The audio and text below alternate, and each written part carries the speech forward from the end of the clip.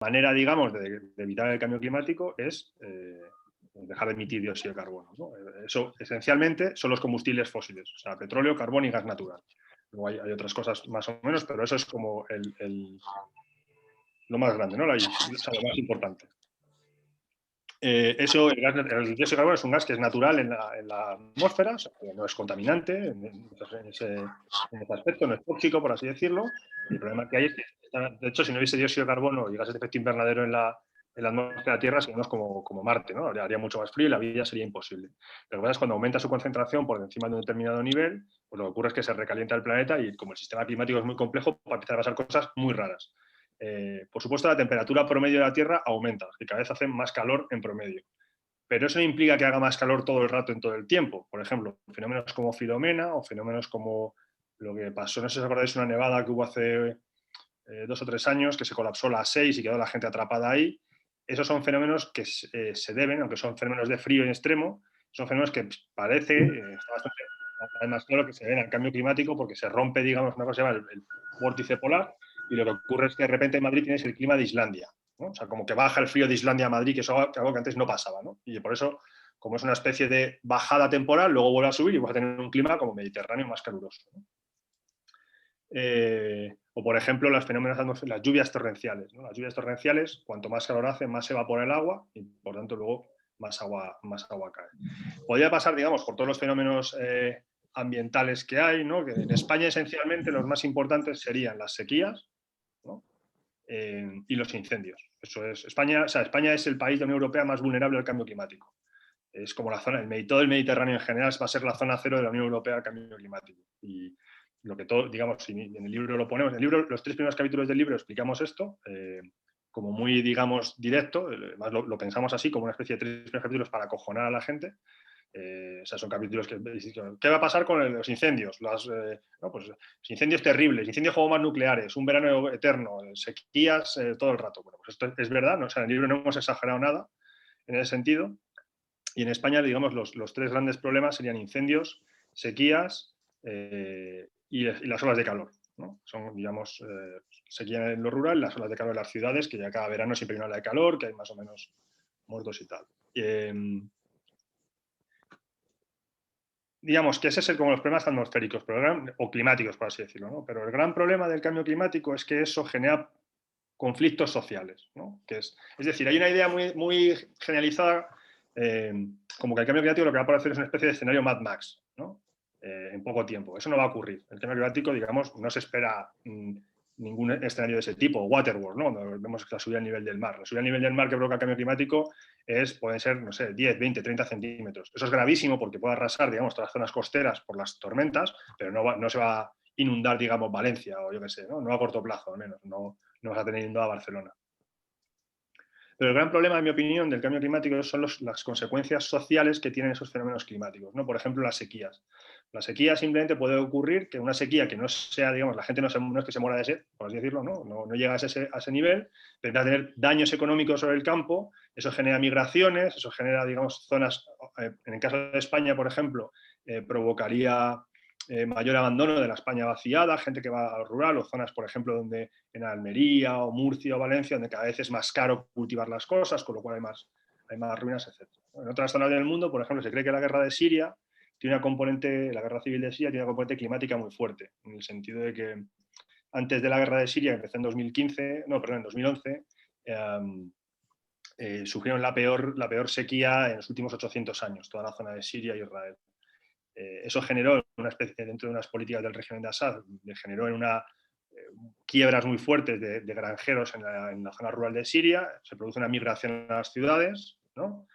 Y eso luego, con una serie de, digamos, no es la causa última, pero condiciona que luego, en el momento que estallan las revueltas árabes, pues hay mucho más jaleo, ¿no? Y eso hay como bastantes papers y investigaciones que van en ello. El otro gran problema en España son los incendios, digamos, sobre todo en toda la zona, ¿no? Pues lo que visteis, no sé, bueno, creo que en 2018, ¿no? Todos los incendios terribles estos en Galicia, que afortunadamente hubo víctimas mortales, pero no muchas, pero un año antes hubo un incendio en Portugal que murieron 60 personas, pues se generan unos incendios súper grandes que, digamos, suben muy arriba y entonces el incendio sube como muy arriba y cuando está muy arriba explota el incendio y te rodea. Entonces estás en la carretera y te atrapa. digamos, ¿no? Entonces, pues pueden morir 50, 60 personas, ¿no?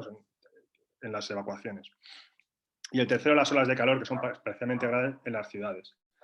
Y que, bueno, esto, digamos que cada año hay, cada vez nos adaptamos mejor, pero bueno. En el caso de las olas de calor, y esto también es una cosa importante, todos estos fenómenos, a la vez que tienen causas sociales, ¿no? Las sequías provocan quiebras, los incendios también provocan causas sociales, o en otras zonas del mundo, generalmente las sequías pueden provocar guerras civiles, genocidios como Darfur, que también está asociado a una guerra civil, ¿no? Pero también es verdad que lo contrario también pasa, es decir, las sociedades en las que se dan los cambios climáticos los atemperan mejor o peor, ¿no? Es decir, sociedades más justas y más igualitarias van a hacer que los daños del cambio climático sean menos graves, provoquen menos muertos, ¿no? O menos daños económicos o menos sufrimiento humano. Cuando se trabaja esto, cuando se estudia el cambio climático, nunca hay un escenario, hay como diferentes escenarios sociales, ¿no? Pues escenarios más capitalistas, escenarios donde hay más protección social. Por ejemplo, otro de los grandes temas globales con el cambio climático es el aumento de las migraciones. Se sabe que de aquí al 2050, debido al cambio climático en las zonas, sobre todo del trópico, del sudeste asiático y el norte de Sudamérica, se van a producir muchísimas migraciones. En general son migraciones dentro del mismo país, ¿no? Gente que se va de zonas rurales a zonas de ciudad, por eso decía, con las sequías, inundaciones, etc. Pero obviamente eso empuja también fuera de cada país. Ahora bien, dependiendo por ejemplo, dependiendo del escenario climático y también de las condiciones sociales, eso puede provocar, se cree, como de aquí a 2050, unos 700 millones de migraciones internacionales o solo 50, ¿no? O 500 o solo 50. Con las consecuencias sociales son muy diferentes. Para que os hagáis una idea, la crisis de los refugiados de 2015 se produjo por, no sé, la primera gran oleada deben ser decenas de miles de refugiados de Siria y Afganistán, ¿no? O sea, que para que veáis la escala a la que estamos hablando de problemas. Entonces, digamos que una cosa importante a tener en cuenta es que nuestras sociedades van a... El choque del cambio climático contra nuestras sociedades y los efectos que tiene dependen mucho de cómo se organizan esas sociedades, ¿no? Entonces, para afrontar mejor las consecuencias del cambio climático es mejor tener sociedades que son más justas, que son más solidarias, que son más tal. En el caso de las olas de calor, que es lo que venía, hay un estudio, creo que es en Canadá, en el cual se ve que los barrios con mayor vida social, se muere menos gente cuando tiene ola de calor. ¿Por qué? Porque generalmente los barrios en el que las olas de calor afectan sobre todo a gente mayor, ¿no? Y entonces lo que se vio en el estudio es que en los barrios que hay vida social, la gente mayor hace más vida en la calle, hace más vida con sus vecinos, entonces la gente se preocupa más de sus vecinos y es más difícil que lo que pasa que te da una lipotimia en tu casa y te mueres, ¿no? Un golpe de calor porque no te hidrata. Entonces la gente se preocupa más unos por otros, eso está comprobado. De hecho, en Francia, Francia tuvo una ola de calor en 2003 que murió muchísima gente porque las casas no estaban bien adaptadas. Generalmente, ahora ya hay otras olas de calor iguales y no muere tanta gente porque la gente se adapta, se preocupa, hace mucho hincapié en la hidratación, en sistemas de información, sobre todo a la gente mayor, y la tienen prevenida y entonces pues muere mucha menos gente, ¿no? Pero eso es un sistema social, es decir, eso es invertir dinero en avisar a la gente y que vaya gente a las casas de gente mayor o dependiente, etcétera, o que el vecino se encargue de que la gente mayor esté atendida, ¿no? Vale, ¿qué podemos hacer contra el cambio climático, digamos, ¿no? ¿Cuál es la idea? Frente al cambio climático, esto ya es alucinante porque hacía mucho que no daba una charla de estas, así de forma, digamos, genérica, por así decirlo. Y claro, hace 3 años, cuando empezamos a estas charlas, pues nadie sabía que era el Green New Deal, ni tampoco hablamos de transición ecológica mucho. Yo creo que ahora esto ha cambiado un montón. O sea, la transición ecológica está prácticamente en marcha. Todo el mundo, es decir, hay mucha inversión en renovables. Europa ha aprobado una cosa que se llama el European Green Deal. China se ha comprometido a bajar sus emisiones a 2060 a cero. En Estados Unidos está Joe Biden, que también ha hecho lo mismo. Y yo creo que ya, aunque hubo un momento en el que el riesgo era que hiciésemos una transición ecológica, por ejemplo, con Trump, yo creo que transición ecológica va a haber, sí o sí, seguro, ¿no? O sea, vamos a cambiar a un modelo de economía descarbonizada. Pero hay 2 cuestiones. Si lo hacemos a tiempo, ¿y cómo de justa va a ser esa transición? Una transición ecológica puede ser justa o puede no ser justa. Es decir, puede beneficiar a 4 grandes empresas y que la gente pague más por la luz y sufra las consecuencias, digamos, en movilidad o en muchos aspectos, o puede ser una transición ecológica que ayude a hacer de los países más justos, ¿no? Eso por un lado. Entonces, eso es, digamos, el gran debate ahora. Por eso nosotros en el libro, una de los ejes del libro es que la transición ecológica es una disputa política, ¿no? O sea, tiene una parte técnica muy importante de cómo descarbonizamos el transporte, por ejemplo, que es quizá uno de los nudos gordianos, o cómo instalamos las renovables, o qué sé yo, ¿no? Si hacemos con grandes plantas, si hacemos con autoconsumo, bueno. Hay una parte técnica, hay sectores de la economía que no sabemos cómo dejar de descarbonizar. Descarbonizar es que cuando operen dejen de emitir dióxido de carbono y por tanto dejen de contribuir al cambio climático. Pues, sectores, por ejemplo, como se fabrica el cemento, que emite mucho de CO2, o como se fabrica el acero, pues ahora mismo no sabemos, ¿no? Hay otros que sí, y que se podrían descarbonizar técnicamente casi, digamos, dentro de pocos años, ¿no? Pero lo importante ahí, aparte de esa disputa, digamos, esa complejidad técnica que realmente existe, es también cómo se va a hacer, quién se va a beneficiar, ¿no? Pues vamos a apostar por el autoconsumo, vamos a apostar por grandes plantas gigantescas en medio del Castilla-La Mancha, ¿no? Y que simplemente reproducen la dinámica de oligopolio eléctrico. Esa es una de las cuestiones. La otra cuestión que decía es si vamos a llegar a tiempo o no. Y esta es también muy compleja porque llegar a tiempo es lo que implica, ¿cómo decirlo? ¿Quién va a pagar las consecuencias, ¿no? O sea, cuanto más tarde lleguemos, eso probablemente tiene una mayor capacidad disruptiva sobre la economía a corto plazo, en algunos sectores, en otros no, pero llegar tarde al cambio climático implica pagar más consecuencias. Y hay una cosa, en el cambio climático hay cosas que son, aparte en las condiciones sociales del cambio climático, hay dos cosas clarísimas. Uno, que los que más contribuyen siempre son los que más tienen. Esto es una cosa, podrían ser un par de diapositivas, son alucinantes. O sea, el 10% más rico emite el 50% de las emisiones globales. ¿Vale? Es un gráfico de embudo que es brutal. En España, el 10% más rico emite 6 veces más que el 10% más pobre. ¿Vale? Entonces, siempre casi una línea recta. Digamos, cuanto más rico eres, más emites. Sobre todo cosas de transporte en avión, de casas más grandes, de mayor consumo, uso del coche, etc. Pero al mismo tiempo, tanto a nivel global como dentro de cada país, cuanto más pobre eres, y a esto se suman más condicionantes como el género o la raza, más sufres las consecuencias, ¿no? Dicho de otra forma, los países que más emiten probablemente sean Estados Unidos, Australia, Canadá, seguramente Europa, ¿no? Digamos per cápita, ¿no? China emite mucho porque son mucha gente, pero per cápita no emite tanto. Pero los que más sufren las consecuencias son Kenia, Mauritania, Honduras, Brasil, ¿no? Entonces, esa, digamos, estructura, ¿cómo decirlo? Los ingleses llaman un programa super wicked, como tan compleja, ¿no? De que no hay incentivos porque el que más lo causa es el que menos lo sufre. Tiene una de las consecuencias que tiene es que, claro, hay pocos incentivos a avanzar, entonces cuanto más tardes, cuanto más tarde, digamos, en descarbonizar, porque a quien principalmente afectas a medio plazo es la gente más rica, pero el que más lo sufre son los más pobres, ¿no? Por eso digo que el ritmo no es una cosa del ritmo de simplemente de llegar antes o después, eso implica a quién va a favorecer y a quién va a sufrir más las consecuencias. El otro gran problema que hay es que probablemente en el cambio climático ya vamos tarde, ¿no? Es decir, esto se sabe desde hace mucho tiempo, como os digo, la ciencia del cambio climático avanza y se saben cada vez más cosas, pero lo básico, o sea, el por qué se produce y a quién va a afectar y todo esto se sabe hace 30 o 40 años. Hay mucha gente que piensa que ya es imposible de parar los peores efectos del cambio climático. Yo no lo pienso. Creo que, o sea, se sabe que hay cosas que no se pueden evitar ya del cambio climático, ¿no? O sea, el cambio climático, por desgracia, es un fenómeno complejo y tiene inercia, ¿no? Es decir, si mañana dejásemos de emitir dióxido de carbono, seguiríamos sufriendo consecuencias porque de lo que hemos acumulado durante mucho tiempo, eso seguiría teniendo efecto climático. Pero, sin embargo, el cambio climático es un fenómeno esencialmente continuo. Es decir, siempre puede ir a peor, y por tanto siempre podemos evitar que vaya peor. Esto es un poco el consuelo de los tontos, ¿no? Pero es verdad. Es decir, a veces se habla de esto que dice, si dentro de 10 años no hemos dejado de emitir, ya no sé qué. No, eso no es verdad. O sea, quiero decir, dentro de 10 años pasaremos del 1,5 grados. Si dentro de 10 años no dejamos de emitir, pasaremos del 1,5 grados. Pero es que sobrepasar los 2 grados de temperatura promedio del cambio climático va a ser peor que sobrepasar 1,5. Y pasar de 3 es peor que 2. De hecho, el FMI, me parece, que tampoco es una organización comunista precisamente, dice que a partir de 4 grados sobre la temperatura preindustrial, la civilización está en peligro, digamos. O sea, que no podrías tener una civilización compleja con la que estemos ahora. Existirían núcleos de población por ahí, pero no es compatible con la mantenimiento de la civilización. Y probablemente esa cifra de grados, esa temperatura, sea mucho antes. Con lo cual, digamos que no hay que obsesionarse con esto de si en 10 años no lo conseguimos o no hay que superar los 2 grados, que son cifras como medio mágicas, ¿no? O sea, lo que hay que hacer es parar cuanto antes, mitigar, que es dejar de emitir CO2 cuanto antes y adaptarse a lo que viene, ¿vale? Es una cosa, digamos, relativamente continua.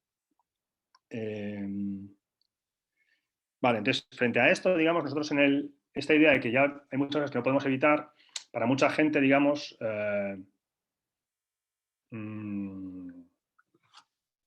lo que haría falta para evitar las peores consecuencias del cambio climático es imposible, por así decirlo, ¿no? O políticamente imposible. ¿En qué sentido? Los cambios que tenemos que llevar a nuestra, los cambios que tenemos que conseguir para que nuestra sociedad deje para descarbonizar la sociedad, implicarían tantos problemas sociales, tantos roces con gente, ¿no? Que sería muy difícil de hacer políticamente. El ejemplo de esto fue los chalecos amarillos, que es la causa por la que nosotros escribimos el libro. ¿Qué pasa? ¿Os acordáis de los chalecos amarillos? Las manifestaciones están como 70 días quemando Francia, o sea, nada que ver con esto de los últimos días aquí por Pablo Hasél, ¿no? O sea, que eso fue un conflicto durante meses. Eso surge porque Macron decide poner un impuesto al diésel, ¿vale? Al mismo tiempo que decide quitar el impuesto a las grandes fortunas, que eso se cuenta menos. Y entonces la consecuencia de las dos, la que hace que en una situación como Francia, en la cual durante años se ha privatizado el transporte, sobre todo en las zonas digamos, semiurbanas, ¿no? Que la gente solo depende del coche porque se ha quitado toda la estructura de transporte público alrededor, la red de trenes se ha degradado, como pasa en España en los últimos años, claro, conviertes a la gente que probablemente va a ser la que más va a sufrir las consecuencias del cambio climático, la haces tremendamente dependiente del coche. Entonces, la idea liberal de que tú si tú subes el precio del diésel, la gente lo usa menos, es verdad cuando tiene alternativas. Pero si tú no tienes una alternativa no técnica, es una alternativa real. Si tú en coche tardas 20 minutos a tu trabajo y en metro tardas 2 horas, si a ti te suben el precio del diésel, no consiguen que cambies de modo de transporte. Lo que haces es, pagas más y ya. Y esa es, digamos, la chispa que enciende los chalecos amarillos.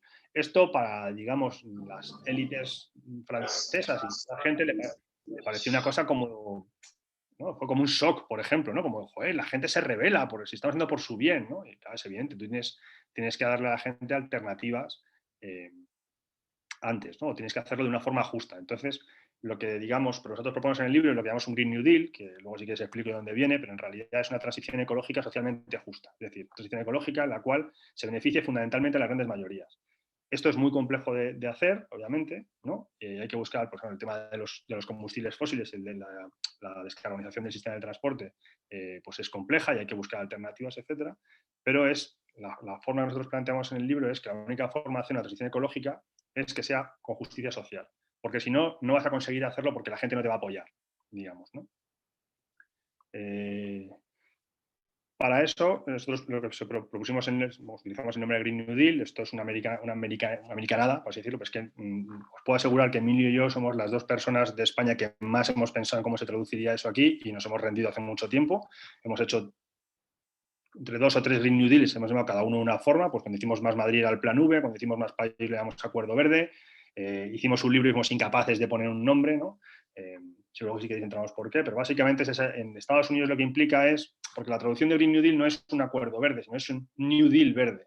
Hace referencia no a un acuerdo, sino a una época histórica, ¿no? O sea, que es el New Deal, no es el acuerdo concreto, sino esa época, los años 30, en la cual, frente a la crisis económica, pues Roosevelt rehace el país, la estructura social del país, ¿no? Como en España no hemos ganado muchas veces últimamente, pues no tenemos grandes victorias populares, digamos, por así decirlo, pues no tenemos ningún equivalente que puedas llamar verde, ¿no? Entonces, bueno, nosotros lo literalizamos y llamamos de acuerdo verde en el sentido de hacer un pacto entre todos para salir de la crisis climática, ¿vale?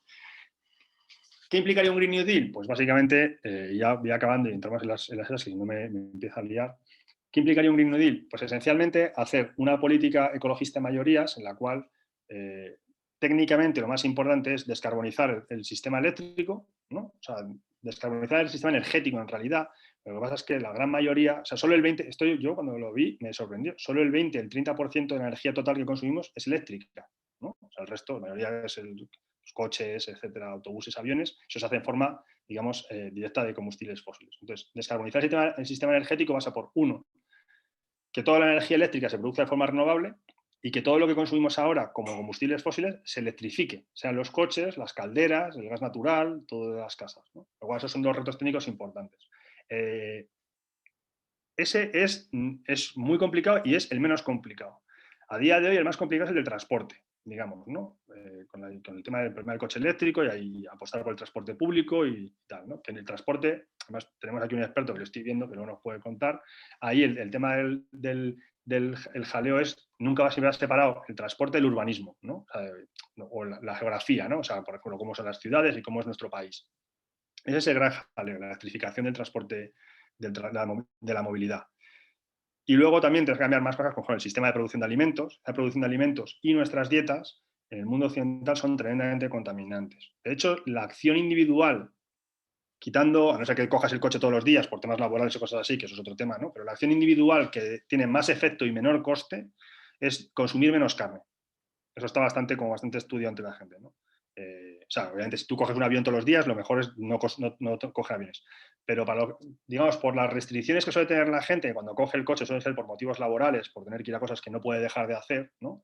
La acción individual que más impacto climático tiene y a la vez menos coste personal es reducir el consumo de carne, sobre todo ternera, que es como ternera y cordero son como una cosa disparatadamente contaminante respecto al pollo o el cerdo. Aunque el cerdo tiene otros problemas porque tiene el tema de purines, pero bueno.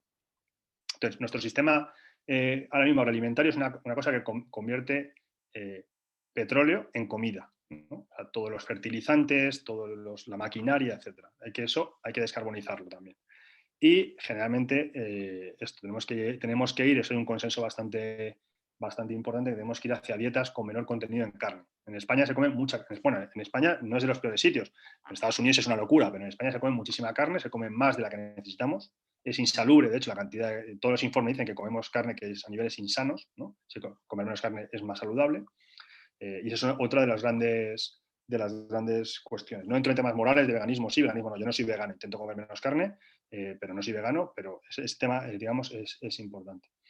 Y luego, digamos, eso es la parte técnica. La parte social, pues, por ejemplo, nosotros que estamos llevando la campaña ahora, es uno de los motivos, y creemos que hay que trabajar menos, ¿no? Trabajar menos cobrando lo mismo, ojo, aprovechándose las ventajas de productividad. Eso es una de las medidas sociales que deberían imponerse, ¿no? No voy a entrar en más porque estoy ahí alargando, pero básicamente a medio plazo lo que tenemos esto Emilio lo cuenta muy bien y hace Emilio es el otro con el que escribí el libro, que es compañero de Más Madrid y Móstoles, de Más Madrid y Móstoles.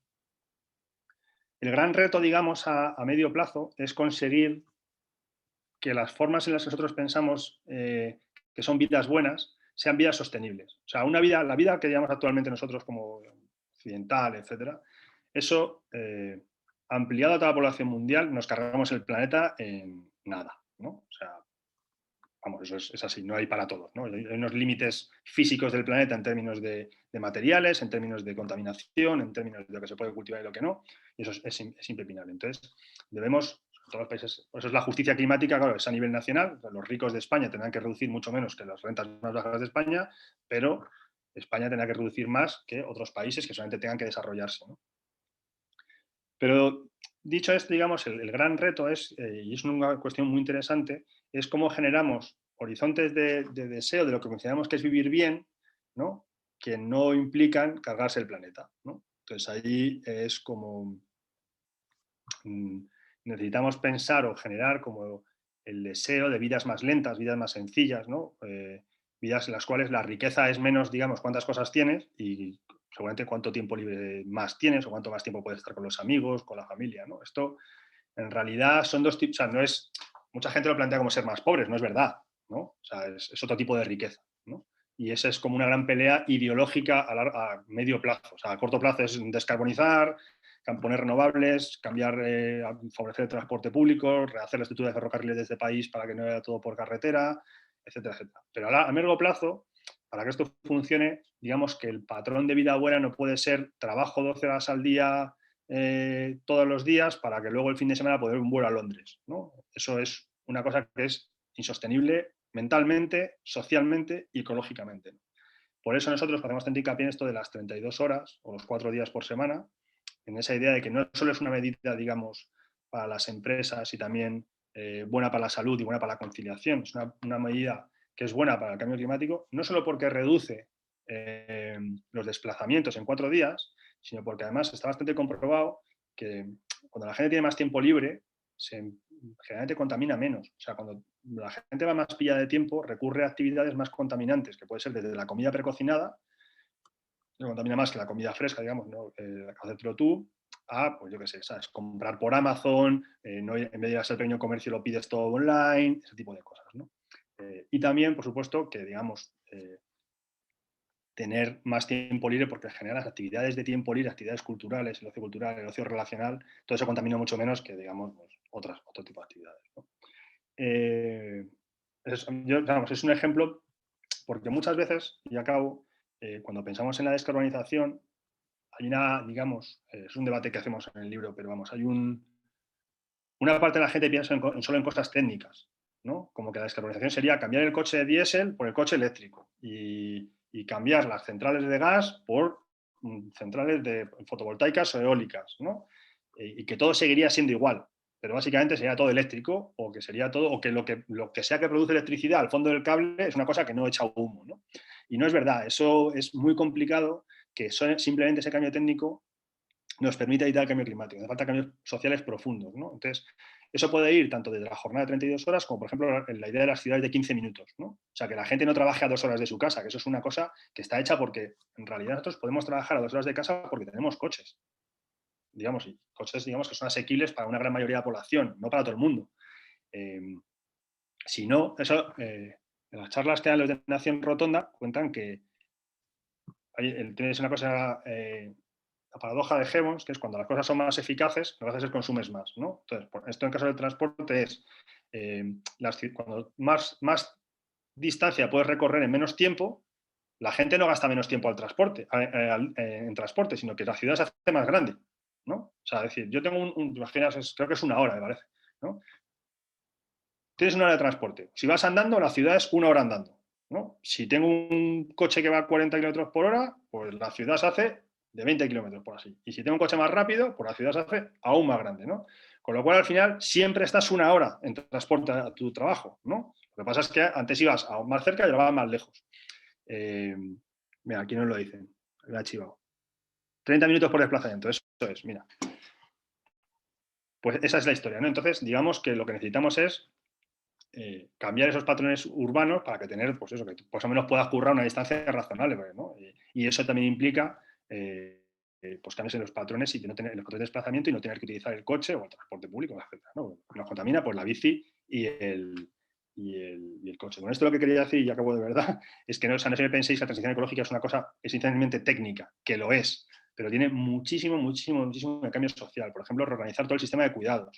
Eso es súper importante. O sea, cuando hablamos, una de las cosas que tiene la transición ecológica es que se supone que genera muchísimos empleos verdes, ¿no?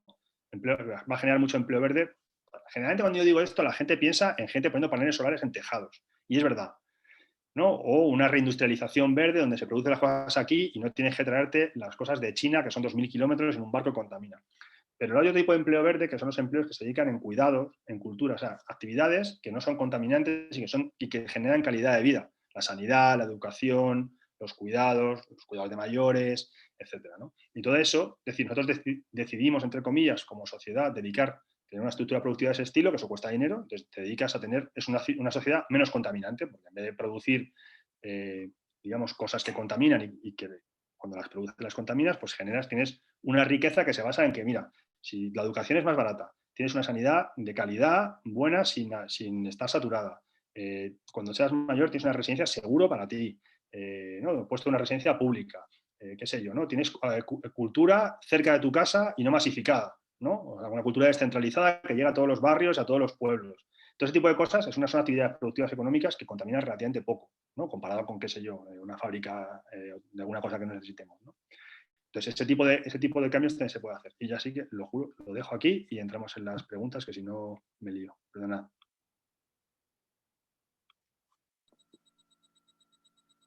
Vale, pues nada, pues pasamos al turno de palabras. Si queréis la vais viendo por chat y os voy dando la palabra. Si alguien quiere empezar.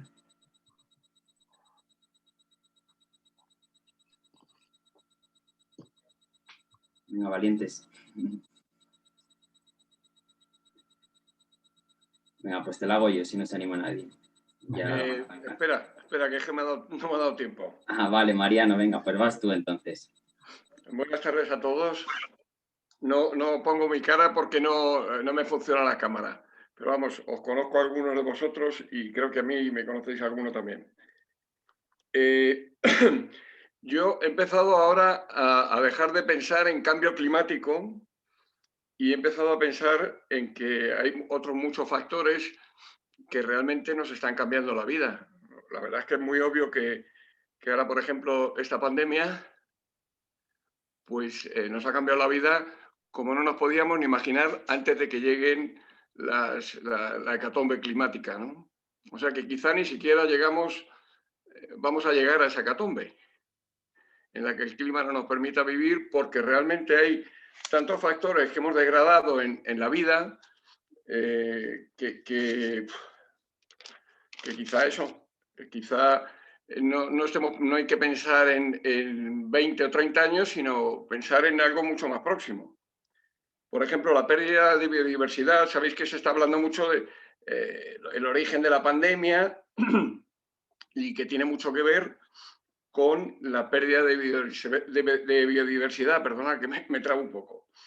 El que se hayan perdido un montón de especies que eran barrera para contener ciertos virus que estaban ahí en la naturaleza, pues es algo que es evidente, ¿no?, que nos está pasando. O, por ejemplo, la degradación del suelo y la pérdida, por ejemplo, de las capas del permafrost, que va a desenterrar virus milenarios. Bueno, algunas de las cosas que tú has comentado, por ejemplo, el hiperconsumo, la superpoblación, que es algo de lo que no hablamos y que además que va a ser, esa superpoblación además se produce precisamente en los países en los que tienen menos recursos y evidentemente va a generar unas migraciones todavía mucho más dramáticas de las que estamos viviendo ahora mismo. ¿Cuánta gente está muriendo en el desierto o en el Mediterráneo, ¿no? En fin, entonces yo creo que deberíamos de empezar a pensar no hablar, preocuparnos tanto del cambio climático y sí de todo lo que hemos ido, la especie humana y el supuesto desarrollo ha ido degradando la vida que se ha ido construyendo a través de miles de millones de años. Resulta que nosotros pretendemos que la vida tiene que funcionar de una manera que no funciona y que nos lo está poniendo de frente, y ahora mismo tenemos esta evidencia y es un momento, creo que fundamental, para que reflexionemos sobre todo eso y lo que hablabas tú hace un momento, Héctor, por ejemplo, de volver a la vida calmada, disfrutar de las puestas de sol, del sexo, de la flor que tienes en el parque y del poder hablar unos con otros, ¿no? Y abandonar el consumismo, valorar realmente qué tecnología es la que nos ha hecho mejorar la vida y qué otra nos la está arruinando, ¿no? Es un poco algo sobre lo que me gustaría que reflexionáramos todos también, ¿no? Podría contar, bueno, dejo la palabra a otros. Gracias, un saludo.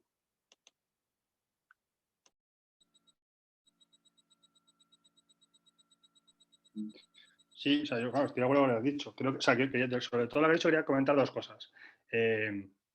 Una idea de hecatombe climática, yo no sé si eso es posible, ¿no? O sea, que es lo que quería, un poco por cómo pensamos los cambios históricos, un poco por cómo lo cuentan las pelis, ¿no? Y por cómo pensamos en general nuestro concepto de catástrofe es un concepto como una catástrofe puntual, ¿no? Como un terremoto, ¿no? O una cosa así, una cosa que pasa y una ruptura en el tiempo.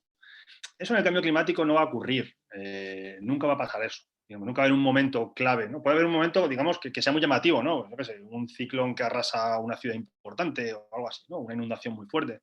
Pero no va a ocurrir un evento, digamos, catastrófico que afecte a todo un país o sea, bueno, o a un país concreto pequeño sí, pero no. Tal.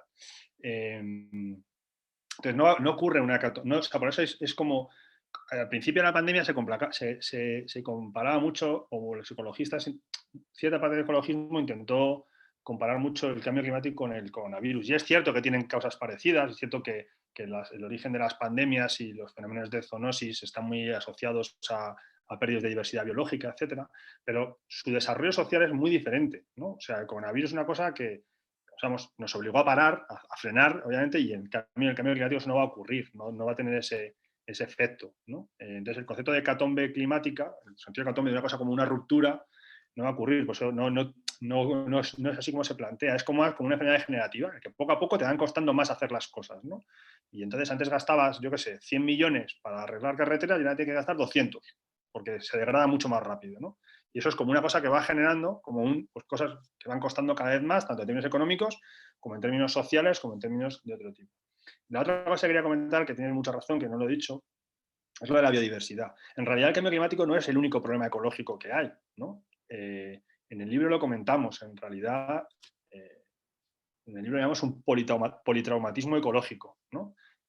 Los dos grandes son el cambio climático y la pérdida de biodiversidad. Para alguna gente la pérdida de biodiversidad es más grave aún que el cambio climático, porque actúa, digamos, puede actuar más rápidamente y puede actuar cargándose los ecosistemas y al final afectando a los cultivos, que es como, en realidad es el gran problema del cambio climático y la biodiversidad, es que en un momento dado empieza a afectar a los cultivos donde se alimenta el medio mundo, ¿no? Eso es el gran problema. Pero hay más, está la crisis del nitrógeno, está lo de la pérdida de fertilidad del suelo, etcétera, etcétera. Nosotros en el libro dudamos de si entrar, cómo abordar digamos, múltiples dimensiones de una crisis ecológica, y al final decidimos centrarnos en el cambio climático por una razón política, y es que el cambio climático la gente ya más o menos sabe lo que es, le suena. Y pérdida de biodiversidad la gente no tiene asociado, ni sabe muy bien lo que es, ni sobre todo tiene asociado su importancia. Entonces hicimos un poco de trampa política, decir, bueno, vamos a hacer como que el cambio climático implica un poco todo la crisis ecológica en general, ¿no? Pero técnicamente, o sea, el cambio climático es una parte de la dimensión, todas están interrelacionadas, pero no son iguales. La crisis, digamos, la crisis del nitrógeno está asociada a otras cosas, de que no son los combustibles fósiles, y la pérdida de biodiversidad está muy asociada al cambio climático, pero también mucho a la ganadería, la agricultura, etc. Nada, es lo único que quería comentar de esto. O sea, quiero decir, con esto la cosa es peor de lo que he contado todavía, ¿sabes? Como por dar un toque de yo qué sé. Muy bien, pues gracias Mariano, gracias Héctor. En este caso va César, que ha pedido la palabra. César, dale. Buenas tardes, ¿se me oye? Sí, se te oye. César, no se te escucha. Estoy con el móvil. Ahora, perdona, que estoy con el móvil. Cuando comentabas las revueltas sociales, sí me parece importante por el tema de que todas las primaveras árabes van asociados a estructuras del cambio climático. Todas estructuras del norte de África que a nosotros nos afectan directamente por las tensiones del Magreb, que luego afectan al todo el Mediterráneo y los millones que le cuesta a la Unión Europea tener gente almacenada en Turquía, que también es una realidad, sin dejarlos pasar. Entonces yo creo que es una realidad importante que está allá, es el día a día en el que afecta al cambio climático. Pero yo quiero ver, la pregunta en este caso es la revolución del nitrógeno y la posición de las nucleares con respecto al cambio climático, ¿vale? Yo creo que son nucleares, fisión y demás, pues ¿qué visión tenemos? ¿Qué posición política tenemos con respecto a las nucleares y con respecto a la revolución del hidrógeno? Esta es la pregunta. Gracias. Empiezo por la más sencilla, entre comillas, que es la del hidrógeno. A ver, o sea, yo creo que el hidrógeno va a formar parte seguro del mix. El hidrógeno se dice que no es una fuente de energía, es un vector energético, pero bueno, va a formar seguro de parte de la transición energética. Bueno, porque por ahora no sabemos cómo hacer motores eléctricos suficientemente potentes y porque hay partes de fenómenos industriales que va a ser más fácil descarbonizar con hidrógeno. ¿Que probablemente estamos teniendo una burbuja del hidrógeno? Seguro, eso 100% seguro, ¿no? Que parte de las compañías gasísticas están presionando a que se desarrolle temas de hidrógeno para reconvertir su negocio. El hidrógeno se puede hacer en hidrógeno verde, que es hidrógeno que se hace por 100% renovables, es un método poco eficaz, pero relativamente poco contaminante. O sea, coges agua y con renovables lo electrolizas y generas hidrógeno y oxígeno, ¿no? Como se hace en un laboratorio. Y luego hay hidrógenos de todos los colores. Hay negro, hay marrón, hay gris, etcétera, que vienen de fuentes más o menos contaminantes. Hay mucha pelea, digamos, se puede sacar hidrógeno del gas natural, que es el hidrógeno azul. Entonces eso permitiría más tiempo de vida del gas natural, etcétera. Yo creo que seguramente haya un componente especulativo fuerte o de en esta, digamos, revolución de hidrógeno verde, pero estoy seguro también que va a ser necesario. Eso va a pasar en todas las tecnologías, probablemente, también en las renovables, ¿no? Que hay una especie de boom tecnológico, operaciones que se hacen esencialmente por especulación financiera, o sea, que yo compro un terreno, digo que he montado una planta, no tengo ninguna intención de montar una planta fotovoltaica, esto ha pasado mucho, hace poco hice un Real Decreto para evitarlo, y mantengo ese terreno y esa licencia de montar una planta sin crearla, ¿no? Solo para que dentro de un año vendérsela a otro más caro, ¿no? Y con el hidrógeno va a pasar parecido. Con las nucleares, es un tema complicado, o sea, vamos a ver. Porque la nuclear se suele decir, o sea, hay un gran revival de la nuclear, digamos, o sea, además que esta es una cosa como, sobre todo a partir de Twitter. Yo creo que hay que tender a eliminar las nucleares, digamos, del mix energético, ¿no? No creo que sea lo más prioritario ahora mismo, también lo digo, ¿no? O sea, nosotros, personalmente, pienso que el problema nuclear, como son residuos radiactivos, pues como va a durar 1000 años, pues 1010 años, tampoco hay mucho problema en eso, ¿no? Pero también creo que sí, que uno, no es una solución que se pueda expandir a todo el mundo, o sea, todo el mundo piensa en nucleares y piensa en una nuclear, digamos, que no está cerca de su casa y que está en un país con estabilidad social, porque a Irán no le dejamos tener nucleares, ¿no? Digamos, lo dejamos, entre comillas, la sociedad, la misma que la defiende, no querrían una nuclear en Uganda, por ejemplo, donde de repente un grupo de terroristas se puede aprovechar, ¿no? O sea, que es una sociedad, es una solución que, bueno, pues hay gente que la defiende, pero es como bastante injusta. Y yo creo que además no es ecológica, obviamente, es cara, es mucho más cara que las renovables, y creo que debemos limitarla y debemos evitar, digamos, que se expandan porque hay otras alternativas, es decir, porque al final las cosas no se hacen tampoco por lo eficaz, y si no ponemos límites nucleares, pues habrá gente que invierta en nucleares en vez de invertir en renovables. Pero, dicho esto, te digo que creo que lo importante a nivel de cambio climático, la nuclear va por otro lado porque tiene efectos climáticos mucho menores, pero bueno, tiene otros problemas de seguridad que todos conocemos, es mucho más importante acabar con otras cosas antes, ¿vale?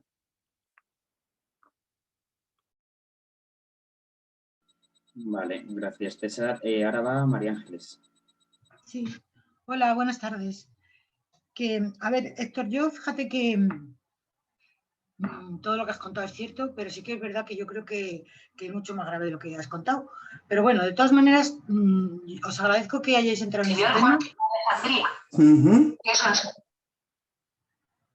Y sois muy valientes en Más País, somos muy valientes para abordar esto.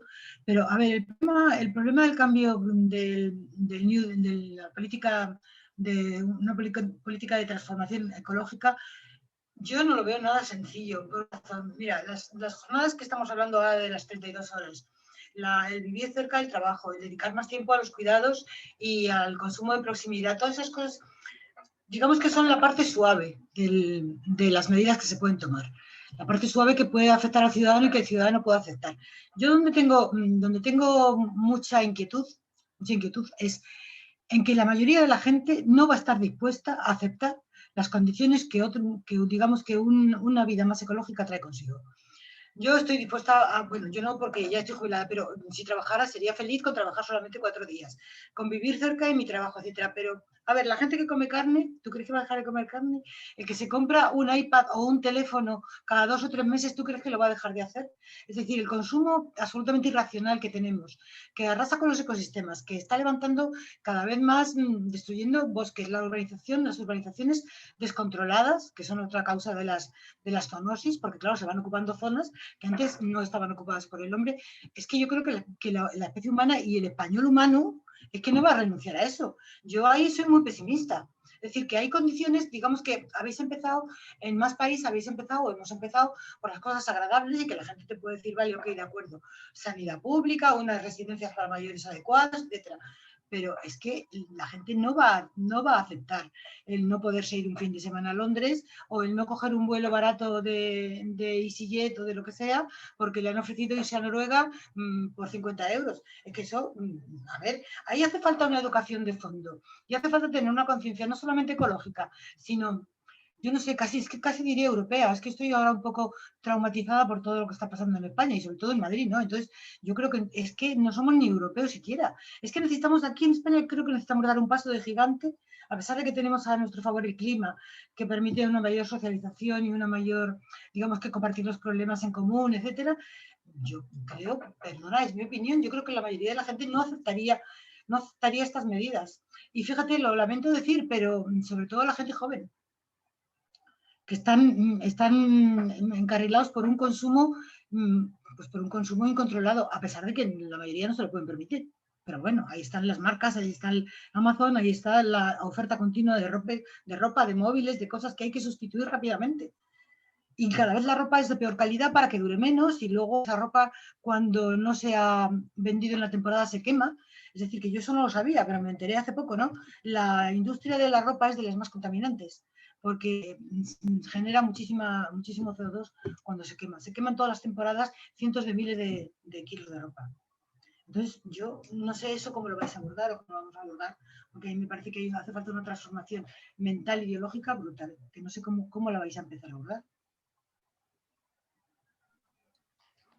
Yo estoy de acuerdo contigo, ¿eh? O sea, quiero decir, yo no soy especialmente, no voy a decir que no soy optimista, pero tampoco soy ni el más optimista ni el más pesimista. Al final, después de mucho tiempo con el tema del cambio climático, te acostumbras un poco a decir, bueno, es lo que hay y tenemos que hacer cosas contra él, ¿no?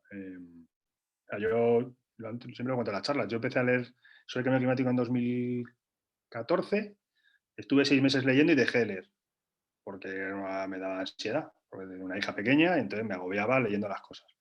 Luego al poco tiempo volví y empecé a hacer cosas pues, para militar el cambio climático. Pero hay mucha gente, por ejemplo, que le genera mucha ansiedad, en parte por esto que dices, ¿no? Por esta idea de que incluso aunque técnicamente pudiésemos, la gente no está dispuesta a renunciar al modo de vida actual.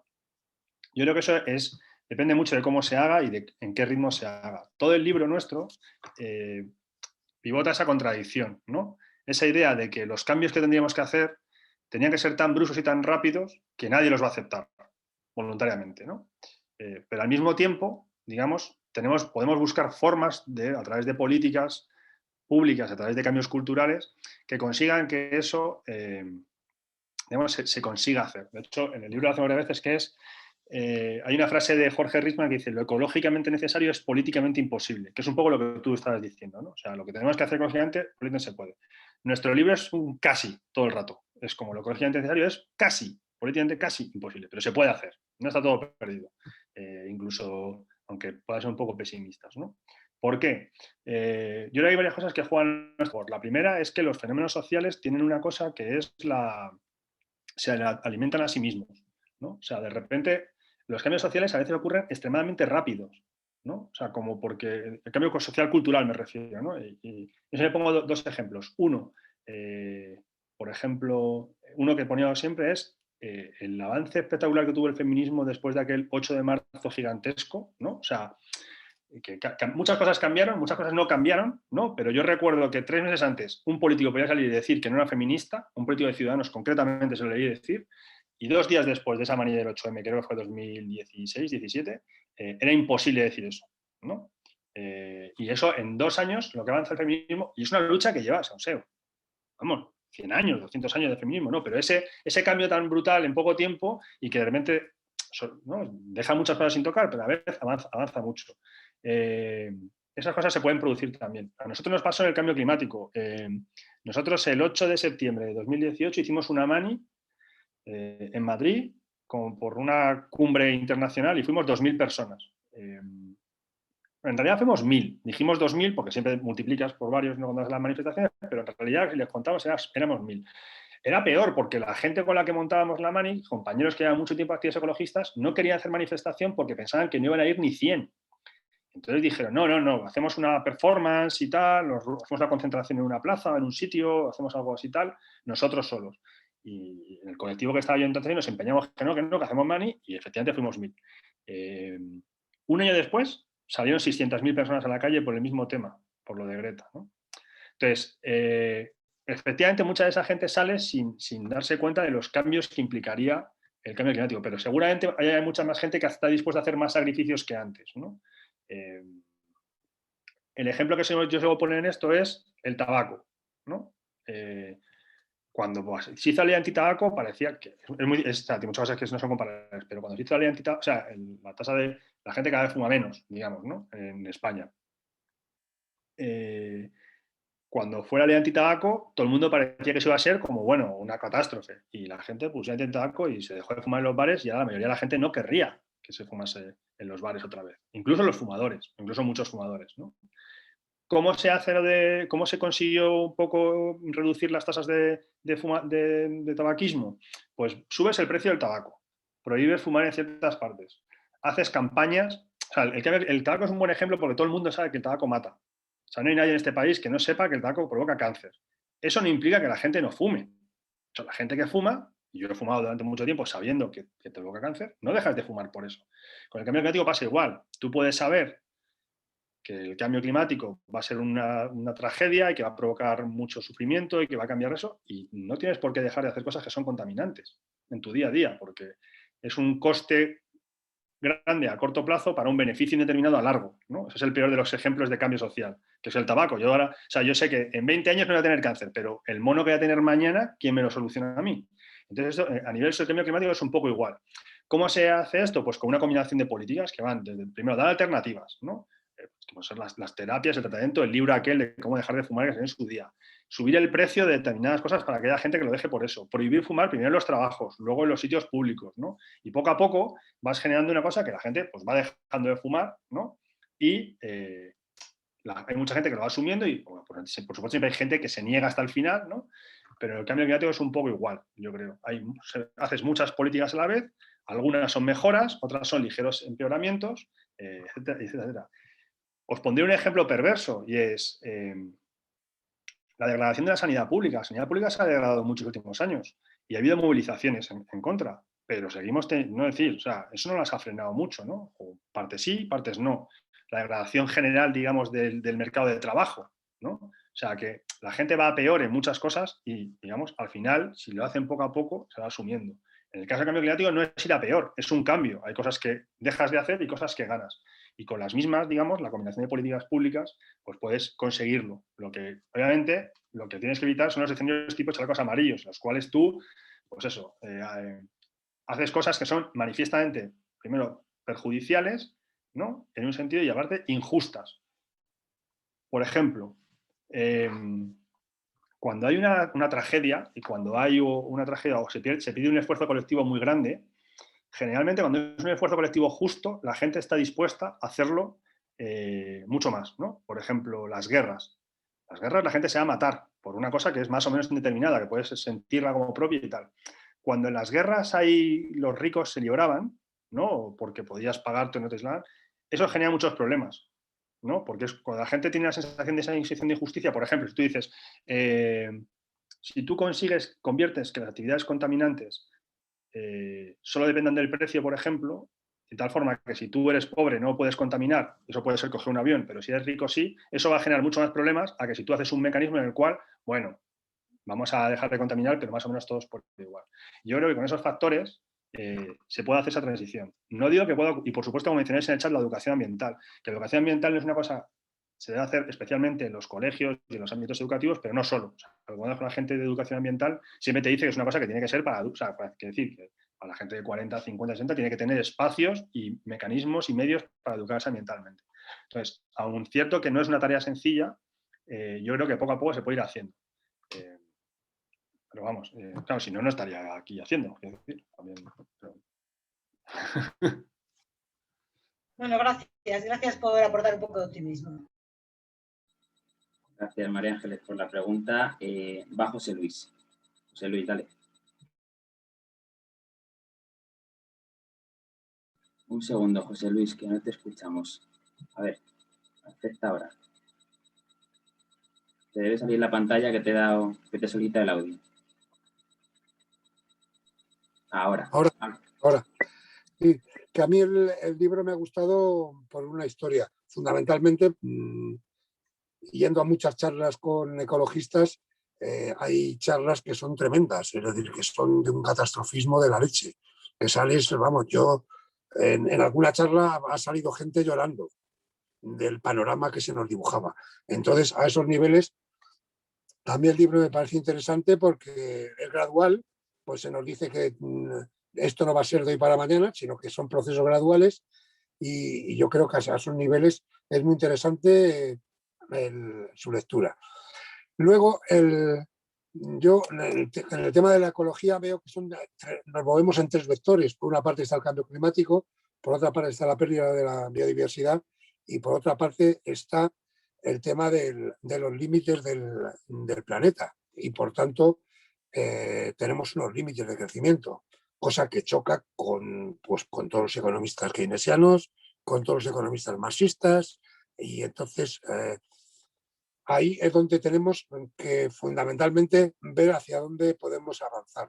Entonces, con el Green New Deal, a mí lo planteáis como que es una meta volante, cosa que efectivamente es así, para ganar tiempo al cambio climático por una parte, para otro lado para corregir tendencias, para intentar ganar batallas, y hay varios New Deal con distinto, es decir, es distinto lo que plantea la americana esta Ocasio a la que se plantea aquí en la Comunidad Económica Europea, totalmente distinto. Entonces, no sé cómo lo podéis enfocar porque ya se está trabajando prácticamente en eso, ahora nos van a llegar ayudas europeas, no se sabe quién va a distribuir esas ayudas. Yo sé que, por ejemplo, en renovables hay un tercio, o sea, sobre las necesidades hay un tercio más de necesidades de peticiones de potencia de las necesidades que tenemos. Es decir, las tres grandes energéticas han pedido ya mucha más permiso para tener molinos de viento o placas solares, mucho más de las necesidades que tenemos. Luego, bueno, pues ese New Green Deal, pues a nivel energético nos va a hacer poco autónomos, sino que vamos a seguir dependiendo de las energéticas. Entonces, supongo que ahí y en otros campos pues será parecido. Entonces, es lo que yo no sé cómo estáis trabajando ahora mismo, porque yo no sé si hay negociaciones con el gobierno, no sé si son más las comunidades, no sé si van a ser los bancos, no sé si van a ser las grandes empresas que van a repartir esos fondos. Y esos fondos, queramos o no, es un poco el inicio del New Green Deal ahora mismo. Sí, o sea, yo, como lo he comentado antes, ¿no? Parte de uno de los ejes del libro es esto que decía de que el Green New Deal o la transición ecológica es una disputa política, una batalla política. Entonces, como tal, pues hay muchos actores en juego, ¿no? O sea, y digamos, de esa pelea para surgir el cómo sea esa transición ecológica, va a depender de esa pelea que es realmente política, no política en el sentido amplio, no solo en el Parlamento, digamos, política en el sentido de las movilizaciones, los lobbies, etcétera, ¿no? Y eso es lo que se está pasando ahora. Lo que ha pasado hasta ahora es que la mayor parte de grandes empresas, digamos, contenían la transición ecológica, ¿no? O sea, se negaban a hacer la transición ecológica o pues eso, sobre todo las empresas fósiles lo siguen haciendo. Quitar el Telegram. Pero digamos, lo que está pasando ahora es que muchas grandes empresas han dicho, bueno, esto ya va en marcha, entonces pues ahora nos ponemos nosotras. Quiero decir, y lo de las renovables es el gran ejemplo, ¿no? Ahí hay, bueno, pues varias... o sea, hay una cosa que es terrible en realidad, y es que, o sea, por ejemplo, mucha gente critica lo del capitalismo verde, ¿no? Como yo también lo critico. Pero ojo que el capitalismo verde no es lo peor que hay ahora mismo. O sea, que la alternativa del capitalismo verde está el capitalismo, o sea, digamos, sin ser verde, marrón, probablemente no aquí, pero la consecuencia del capitalismo con combustibles fósiles es mucho peor el capitalismo verde. Ese es un poco el consenso generalizado, ¿no? Nosotros lo que planteamos en el libro es que para la urgencia que necesitamos, digamos que aunque en el libro aunque está claro que el capitalismo es incompatible con los límites de la Tierra, ¿no? Es decir, por la dinámica de crecimiento, durante la búsqueda de beneficio, etc. Y en último término, para un sistema sostenible no puede ser un sistema capitalista, tiene que haber algún tipo de control, digamos, en el cual puede haber mercado, pero no tiene que ser un sistema que se base únicamente en crecer a lo más rápido posible. Pero por otro lado, digamos, el sistema capitalista se ha mostrado ser extremadamente resistente a cualquier tipo de cambio social, en muchos aspectos, pero también entonces no nos queda tiempo. O sea, a mí no me vale esto de la única forma de acabar con el cambio climático es acabar con el capitalismo. Pues probablemente sí, pero es que no tenemos tiempo. Quiere decir que se ha intentado muchas veces y no podemos esperar. Entonces, bueno, pues el Green New Deal es una forma en la que nosotros en el libro fuimos sinceros y dijimos, no es una cosa de superar el capitalismo, porque no lo es, pero es un capitalismo, digamos, o dentro del capitalismo son unas cosas, digamos, menos depredador en términos sociales y en términos ecológicos, ¿no? Se enfrenta muchísimo, es una contradicción enorme, ¿no? Y lo que tú decías de los límites del crecimiento, pero yo no creo que sea, digamos, realista decir otra cosa, desde mi punto de vista. Yo respeto mucho a los compañeros que están en otras coordenadas, pero yo no me lo creo. Entonces, yo lucho por lo que creo que es más o menos posible, ¿no? Y es eso, pues, dentro de todas las contradicciones que tenemos, tanto en la política como en la economía, intentar avanzar por lo poco que podamos, ir avanzando, digamos, hacia esa descarbonización y esa transición ecológica justa. Sobre los fondos europeos, pues nosotros peleamos para que no sea así, pero digamos, todo apunta a que, por supuesto, las grandes empresas se van a favorecer, porque eso, digamos, ha pasado, los últimos 15 años ha pasado en todo, ¿no? Lo que tenemos que intentar es que al menos una buena parte de esos fondos europeos no se lo queden solo las grandes empresas y que vaya, digamos, que permee hacia la ciudadanía, ¿no? También te digo, por ejemplo, que en cuestión de renovables, solo con autoconsumo no llegamos. O sea, hay que favorecer el autoconsumo muchísimo, sobre todo en las ciudades, sobre todo en Madrid, que es un sumidero energético, o sea, gasta energía de todo el país, consume el 95% de energía que consume Madrid se produce fuera de Madrid, de la comunidad, quiero decir, ¿no? Y aquí en Madrid no hay terreno suficiente para hacer muchos campos fotovoltaicos. Hay que favorecer el autoconsumo, pero solo con autoconsumo no llegamos a descarbonizar a tiempo. Entonces hay que llegar a un equilibrio ahí y yo entiendo que, claro, hay muchos factores en juego, pero es que la transición ecológica ya solo técnicamente es compleja. Es decir, si tuviésemos un sistema profundamente democrático, digamos, cuasi socialista o tremendamente justo, por no utilizar palabras que a veces la gente carga de sentidos, ¿no? Como muy justo, muy igualitario, técnicamente sería muy complicado hacer la transición ecológica en el punto en el que estamos. Si a eso le sumamos las capas de problemas políticos, digamos, y poderes que hay en este país y en el mundo, pues es aún más complicado, ¿no? Pero bueno. Sobre lo primero que decías, sobre el tema del optimismo y lo del catastrofismo, nosotros en el libro hacemos una cosa que yo creo que lo que mejor funciona, es un poco intentar no de edulcorar las cosas, en el libro no lo hacemos, o sea, que decir, cuando decimos que es todo muy complicado, y aquí lo estoy haciendo, ¿no? También presentamos los motivos de esperanza que hay, tanto técnicos como sociales, pero intentamos hacerlo con un poco, digamos, sin caer en ese catastrofismo tremendamente pesimista de que no hay nada que hacer, porque eso, incluso aunque fuese verdad, políticamente no es muy útil, en realidad. No sé, seguro que muchos me seguís en Twitter y veréis todo el día haciendo chistes. Una parte de esa cosa vino de hacerlo en el cambio climático, porque yo me di cuenta que funcionaban mucho mejor las charlas de cambio climático, en las cuales, contando la gravedad del asunto, metía como chistes y un poco así, ¿no?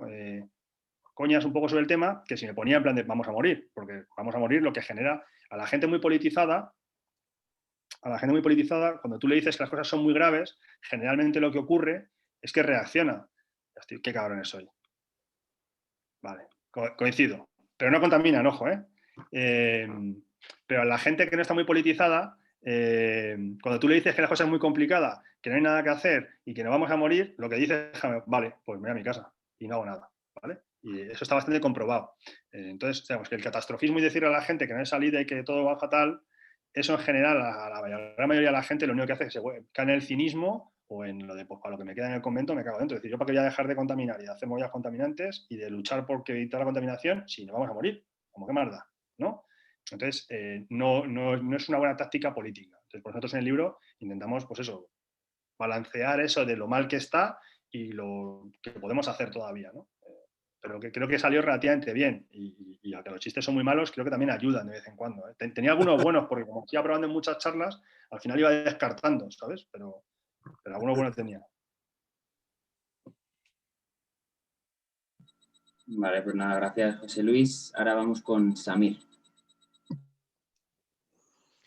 Bueno, voy a intentar ser breve, lo que pasa es que he entrado en excedencia hace poco de ser profe y a veces no me sale porque, porque ahora no tengo mis horitas de que me escuche gente callada. A ver, ya sabes que yo he estado reflexionando mucho sobre este tema. La vez anterior que te oí no me había leído el libro y esta vez sí. Y me he leído otro donde te ponen a caldo. No hablan directamente de ti, ¿no? Hablan de esa gente que. Pero Pero bueno, fundamentalmente uno de los argumentos que se esgrimen en ese libro tienen que ver precisamente con algo que te quería preguntar y que has empezado a plantear, que es el tema de cómo acabar con el cambio climático sin acabar con el capitalismo, ¿no? Ahí hay una cuestión básica que también entronca con una cosa que es lo de la paradoja de Jevons, que ahora te cuento un poco cómo va, porque si lo vas a contar muchas veces, mejor que lo cuentes bien. Eh, eh, bueno, pues la cuestión está en que de algún modo el capitalismo es como un gas, ¿no?, que entra en los recipientes a los que llega, ¿no? Entonces, por ejemplo, de repente se plantea la sostenibilidad del transporte y el capitalismo entiende que la sostenibilidad del transporte es que haya muchos vehículos eléctricos, ¿no? Y a poder ser individuales, porque claro, no vamos a dejar a la gente sin capacidad de elección. Por tanto, coches eléctricos, ¿no? O, por ejemplo, pensamos en la recogida de residuos y no vamos a pensar en una recogida de residuos que no tenga unas papeleritas inteligentes, ¿no? Que en el fondo es introducir energía en un elemento que antes no consumía energía. De algún modo, este Green New Deal, si no es capaz de, digamos, de romper con lo que plantea la industria o la industria predominante, pues no va a permitir que el capitalismo verde sea mejor que el capitalismo marrón, ¿no? Eso, vamos, digamos que esa sería la pregunta y sí que me interesa mucho tu opinión de cómo se concreta de forma práctica algo que rompa con esos esquemas, ¿no? Y el tema de la paradoja de Jevons básicamente es que cuando tú marginalmente tienes elementos que consumen menos energía, tienes a unas personas que a lo mejor no optarían por esas alternativas, pero que al verse que consumen menos de forma individual, pueden optar por ellas. Un ejemplo clásico es el coche eléctrico y está documentado en el caso de Noruega. Cuando se va sustituyendo el vehículo de combustión o el coche de combustión por el coche eléctrico, cada vez se utiliza más el coche, ¿vale? Entonces, lo que plantea la paradoja de Jevons es que para ganancias individuales de una parte del sistema, de algún modo estás perjudicando la eficiencia del sistema completo, ¿vale? No sé si me he explicado muy bien, pero Empiezo básicamente dice eso. por mis fans, que tengo unos cuantos. Fans de los malos. Yo estoy de acuerdo esencialmente con lo que plantea muchas veces esa gente. Lo que pasa es que en esa cosa hay una paradoja, y es que lo suyo también es, o sea, imposible en principio sobre el papel es todo, ¿no? O sea, yo sé que es como, claro, es muy fácil decir, yo puedo decir aquí, es que, mira, acabar con el capitalismo en 10 años, yo creo que es imposible.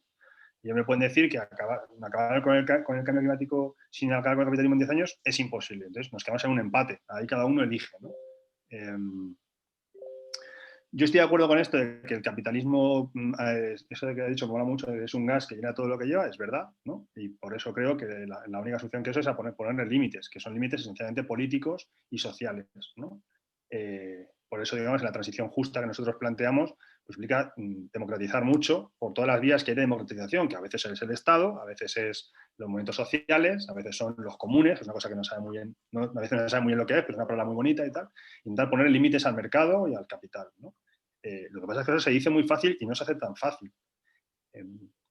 Entonces, es verdad, yo estoy de acuerdo con lo que tú decías, ¿no? De que, claro, cuando la sostenibilidad o el ecologismo o la transición ecológica era digamos, antieconómica, pues las empresas se ponían en contra. Siempre había empresas a favor, ¿no? Pero ahora que es un nicho de mercado, pues todas van para adelante. Y eso nunca se hace con criterio social, ¿no? Porque el capitalismo lo que hace es mirar a corto plazo y tal. Entonces, efectivamente, es como, ¿qué sentido tiene hacer una papelera eléctrica, electrónica y digital y no sé qué? Pues ninguno. Pero alguien se saca dinero de esto, ¿no? Entonces, claro, la forma de evitar eso es pues, movilización social en la calle y movilización política, digamos, en las instituciones, en parte, y una combinación de las dos, ¿no? No creo que haya otra. Lo que pasa es que es como, no sé, ¿no? Hay una serie de, mi opinión, no sé si paradojas, pero como muchas hipótesis que son muy difíciles de comprobar. Entonces yo me quedé con la que yo durante mucho tiempo he estado militando en el anarquismo durante muchos años. Y en un momento dado dije, esto no funciona. Y ya está. Mi experiencia personal me dijo que no funciona. Y mi experiencia con el cambio climático me lleva aún más. Como el gesto, incluso aunque funcionase, va muy lento. Entonces, bueno, yo creo, yo estoy en donde creo que se pueden hacer las cosas, digamos, mejor ahora mismo para lo que tenemos que hacer. No rechazo donde estaba y creo que es una parte importante del momento de transformación social, como las asambleas, como momentos sociales. Pero yo creo que necesitamos mecanismos de hacer la transición ecológica rápida y que al capitalismo lo único que se le opone en realidad es unos movimientos sociales fuertes y un Estado fuerte también que le marque los límites. Y esa es la manera. Pero estoy totalmente de acuerdo que, o sea, el Green New Deal en el fondo es como un capitalismo verde light, muy suave, ¿no? Como intentar ese monstruo que es el capitalismo verde, intentar como girarlo con un volante para hacer cuanto más fuerza democrática tengas en las instituciones y en las calles, más lo puedes girar. Pero no hay otra, ¿eh? O sea, yo creo que no hay otra. Entonces eso es un poco por donde va nuestro libro, en realidad. En eso sí que hemos sido sencillos, no hemos dicho, no, el Green New Deal no es capitalismo. No, mira, es lo que hay. No tiene sentido vestir de otra cosa lo que no es. Pasa un poco que ha salido aquí en el chat, es un poco como el de crecimiento. Y es que el crecimiento es muy fácil de decir, pero nadie sabe cómo se hace. Es una palabra muy bonita, es un concepto muy interesante. Yo lo comparo en la charla mucho con la inmortalidad, ¿no? Todo el mundo entiende lo que es la inmortalidad. Es fácil pensar en la inmortalidad. Simplemente un día no te mueres, ya está, vives eternamente. Fuera. O sea, hay miles de libros tratando el tema. ¿Eso cómo se hace? No sé. ¿Se puede conseguir? Probablemente sí, pero no lo sabemos. O probablemente se puede alargar mucho la vida, probablemente hay mortalidad como tal, ¿no? Entonces, ¿se puede decrecer? O sea, ¿es fácil pensar en decrecimiento? Sí, un día dejas de crecer. Vale. ¿Cómo se consigue eso? ¿Qué mecanismos, qué políticas públicas hay decrecentistas? ¿Cómo es una sociedad decrecentista? ¿Cómo solucionamos el problema de las pensiones en una sociedad decrecentista? ¿No? O sea, eso es lo que mi problema del decrecimiento es que no concreta. Se queda una declaración de intenciones muy genérica que probablemente tenga razón en términos biofísicos, pero políticamente es como, o sea, culturalmente es muy interesante, pero políticamente es como, bueno, ¿y yo qué hago mañana? ¿Qué PNL o qué ley hago decrecentista mañana? ¿No? Entonces, hasta que los compañeros decrecentistas no den ese paso y digan, mira, para decrecer hay que hacer esto. Y luego, ojo, tienes que ganar unas elecciones. A día de hoy, en España, tienes que ganar unas elecciones. Y ganar las elecciones con un programa decrecentista, bueno, pues primero tienes que culturalmente, o sea, para mí o para en el libro que es las victorias políticas, hay una victoria cultural antes. Es decir, los partidos verdes entrarán en los congresos, en los parlamentos, masivamente cuando la sociedad sea antes, cuando la sociedad sea masivamente verde. En general pasa eso, ¿no? Entonces, digamos, tiene que avanzar primero a nivel cultural para luego avanzar políticamente. Y eso ahora mismo no ocurre. Por eso yo he debatido mucho sobre el Green New Deal y el crecimiento y cada vez lo hago menos, porque me parece un debate que no es el de ahora, es un debate dentro de 20 años. Y estamos debatiendo entre personas, digamos, muy politizadas y con una cosa tremendamente concreta en un debate que no es el que toca ahora, que ahora toca otra cosa, que ahora toca el autoconsumo o grandes plantas solares, reforma del mercado eléctrico, oligopolio sí, oligopolio no. Y aún así cuesta esas cosas, ¿no? Es como un debate como de dentro de 2 décadas. Entonces es como si está bien. A mí me gusta debatir, si yo llevo toda mi vida militando en política, me gusta debatir más con un tonto, un lápiz. Pero es que no vamos a ningún lado, creo que hay cosas más urgentes y tal. Y un poco con el tema del anticapitalismo pasa un poco parecido, porque es lo mismo, ¿no? O sea, en cierta parte ese debate es un poco parecido. Es un debate que es para dentro de mucho más tiempo. Vale, muchas gracias. Pues nada, una intervención muy interesante. Vamos con César Hernández. Hola, ¿se oye, no? Sí. Que pues nada, yo justo me quedo un poco, es que mi comentario iba un poco en la línea de lo que acabas de decir justo, Héctor, de pues bueno, ¿no? De cómo estos debates son a largo plazo porque falta que procesos más lentos en la sociedad. Y yo es que hace tiempo que precisamente como que echo de menos esto, ¿no? Como espacios de ideación de cómo será este futuro, ¿no? En concreto, o sea, yo personalmente estoy también bastante involucrado en la acción climática. Estuve aquí en la cumbre de una charla, formo parte de Climate Reality Project como líder climático y ahora justo he sido seleccionado por el Banco Mundial para un programa que tienen para jóvenes y han elegido a 160 para ser embajadores climáticos de 110 países y yo soy el representante de España. Y bueno, nos están dando una formación y tal. Y sí que se habla, incluso ayer el mismo presidente del Banco Mundial hizo un vídeo en el que hablaba de transformaciones profundas del sistema económico, que me resultó como bastante curioso.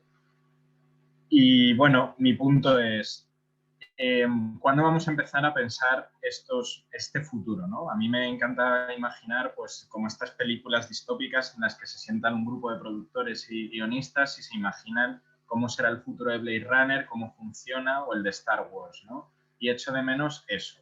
Y es eso aquí, o sea, existen think tanks respecto a economía, respecto a sanidad, pero creo que también lo que yo he hecho en falta un poco es el compromiso de la gente que se está dedicando a estas cosas, de dedicar este tiempo y espacio y energía a trabajar esto, ¿no? Y, por ejemplo, para mí una referencia es Buckminster Fuller, que fue el arquitecto, ingeniero, pensador estadounidense del siglo pasado, que él generó un instituto llamado The World Game, el juego del mundo, en el que se dedicaba a pensar esto, cuál sería la estrategia lógica a nivel global, a nivel logístico, a nivel energético, a nivel social. Quiso como crear un instituto de pensamiento en el que se trabajara esa estrategia. Entonces, a mí es un poco lo que he hecho en falta. Creo que nos ahogamos todos en la parte negativa, que sí que ya existe, pero creo que también hay que dedicarle el mismo tiempo a pensar esa parte positiva, ¿no? Porque evidentemente antes cuando la compañera hablaba que los jóvenes no van a renunciar a los vuelos, no van a renunciar a su nivel de vida, un iPad, tal, bueno, tampoco lo tenían antes y si lo hemos adquirido es porque la sociedad nos ha... O sea, este rueda enorme del consumo, la publicidad, el marketing, las expectativas de vida, lo que se valora en la sociedad nos cuenta esta narrativa.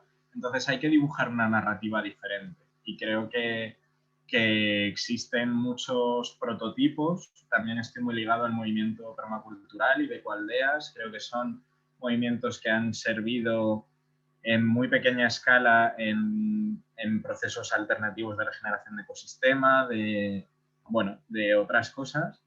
Y creo que eso se tiene que hacer escalable. Entonces, básicamente mi resumen es ¿cuándo se va a generar un think tank aquí en Madrid de pensamiento sostenible y que suceda, que se haga? Y no solo que estos movimientos sean reivindicaciones así de queja y de crítica, sino de verdad pensar soluciones. Y bueno, más o menos. Voy a coger tu intervención, que me ha parecido muy interesante.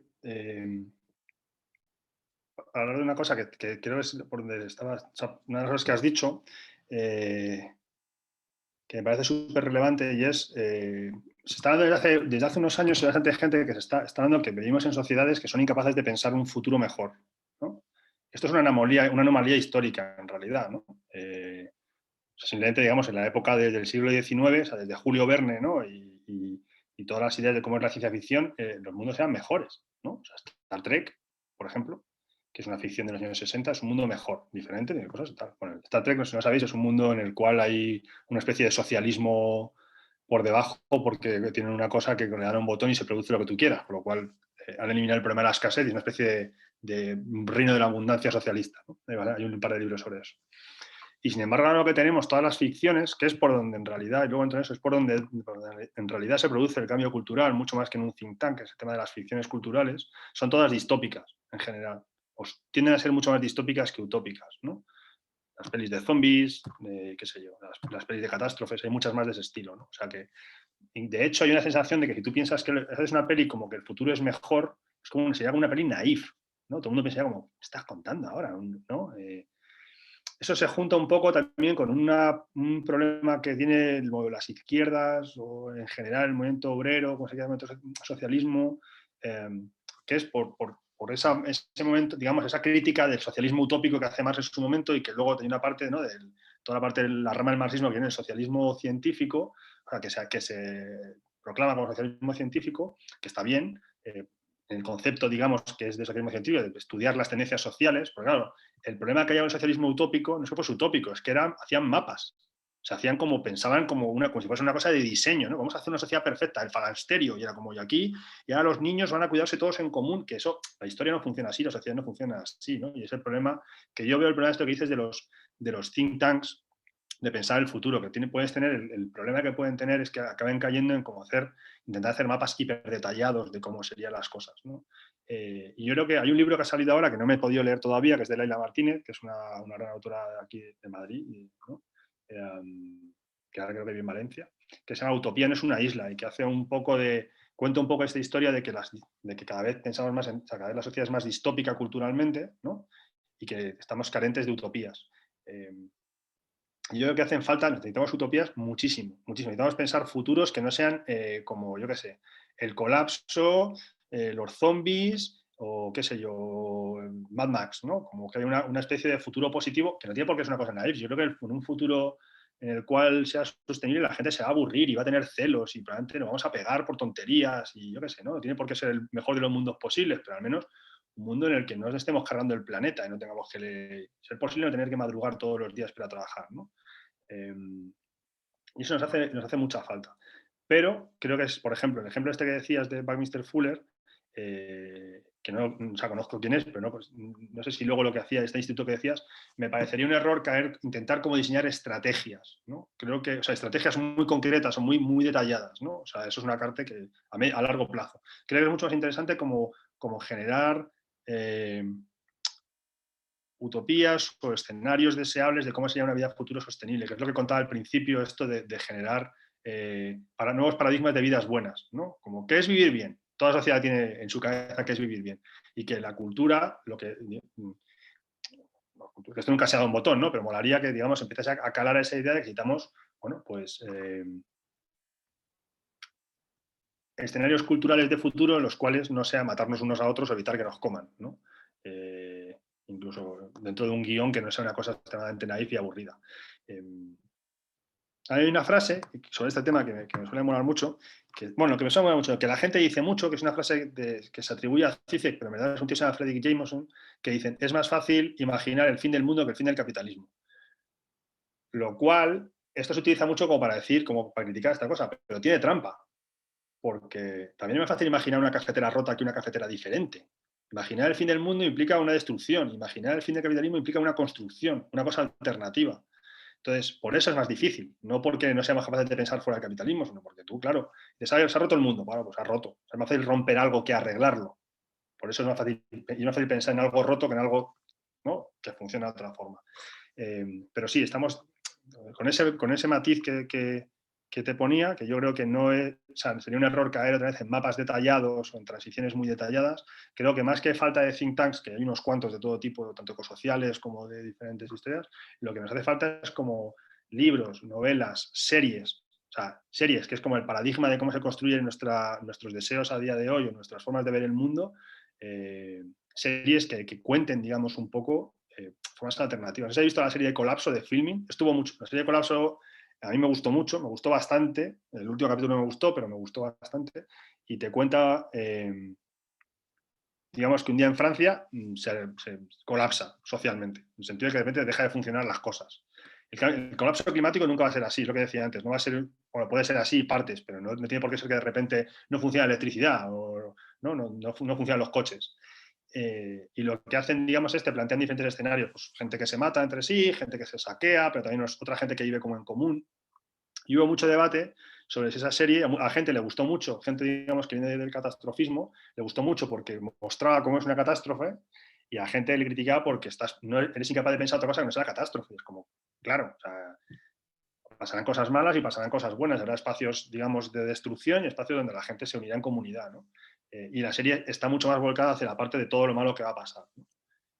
No sé, vedla y contadme, o bueno, o escribís o yo la he visto. discutís, que es interesante. Pero, vamos, sí, la he visto. pero creo que nos faltaría algo que fuese como el colapso, pero un poco también de buen rollo, ¿sabes? Como, bueno, a veces puede pasar esto, pero también podríamos llegar a este punto, ¿no? O sea, cómo sería una cosa que funcionase bien. Hace unos años yo estaba en un colectivo que se llama Contra el Diluvio, que sigue funcionando.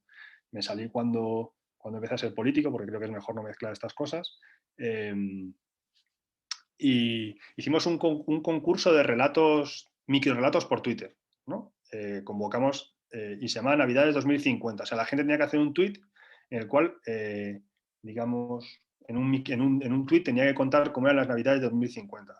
Y era alucinante. Todo el mundo pensaba el mal. O sea, como no tengo agua para ducharme, tengo que ir en canoa a la casa de mi abuela en Castilla, que es como, tío, o sea, nunca no hay suficiente agua en el mundo para que se inunde la meseta, ¿sabes? Es decir, hicimos unas pequeñas estadísticas que casi todas sean catastrofistas. Y un par de colegas y yo lo que hicimos era, hacíamos siempre como 2 tweets. Uno digamos que la cosa sale mal, y otro que la cosa sale bien, ¿no?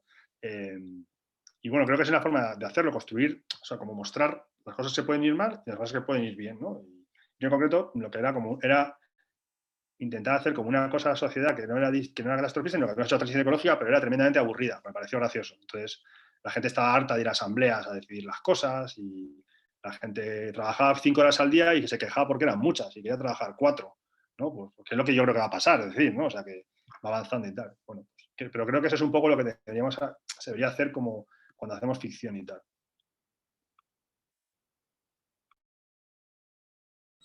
Muy bien, pues va Luna y luego Gabino.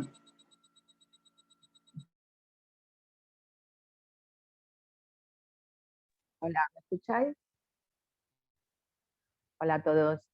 Sin pensar mucho a futuro y planteándonos esta transición socialmente justa presente, ¿qué tipo de fiscalidad? Porque venimos de unas fiscalidades que, bueno, pues que al tema verde le han castigado mucho, una fiscalidad a lo mejor que, bueno, pues que ha sido contraria a esta transición socialmente justa. Entonces, ¿qué tipo de fiscalidad se podría proponer?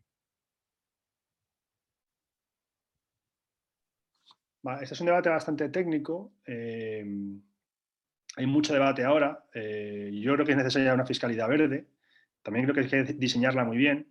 Hay un problema que es que, digamos, la intervención estándar del neoliberalismo o de determinado liberalismo menos neoliberal en la economía es a través de la fiscalidad, ¿no? Es como que la forma de solucionar las cosas en los mercados es, pues bueno, si como hay externalidades negativas que no tienen en cuenta, es decir, como contaminar sale gratis, ¿no? Y eso provoca que el mercado no lo detecta y por tanto no puedes modificarlo por mecanismos de mercado, pues le pones un precio a la contaminación y entonces el mercado lo soluciona solo.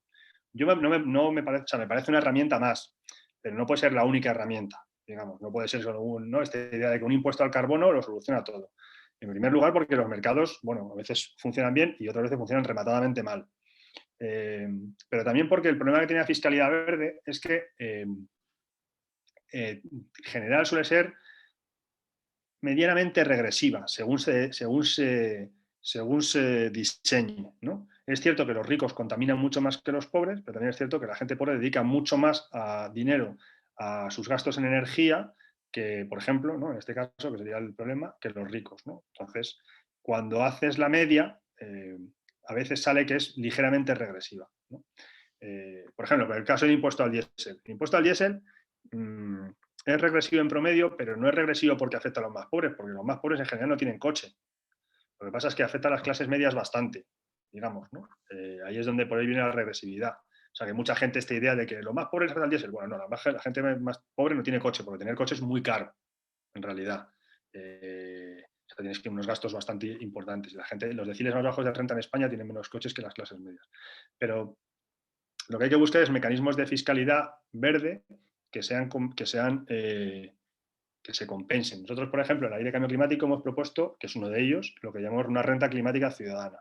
Esto es todo lo que hacer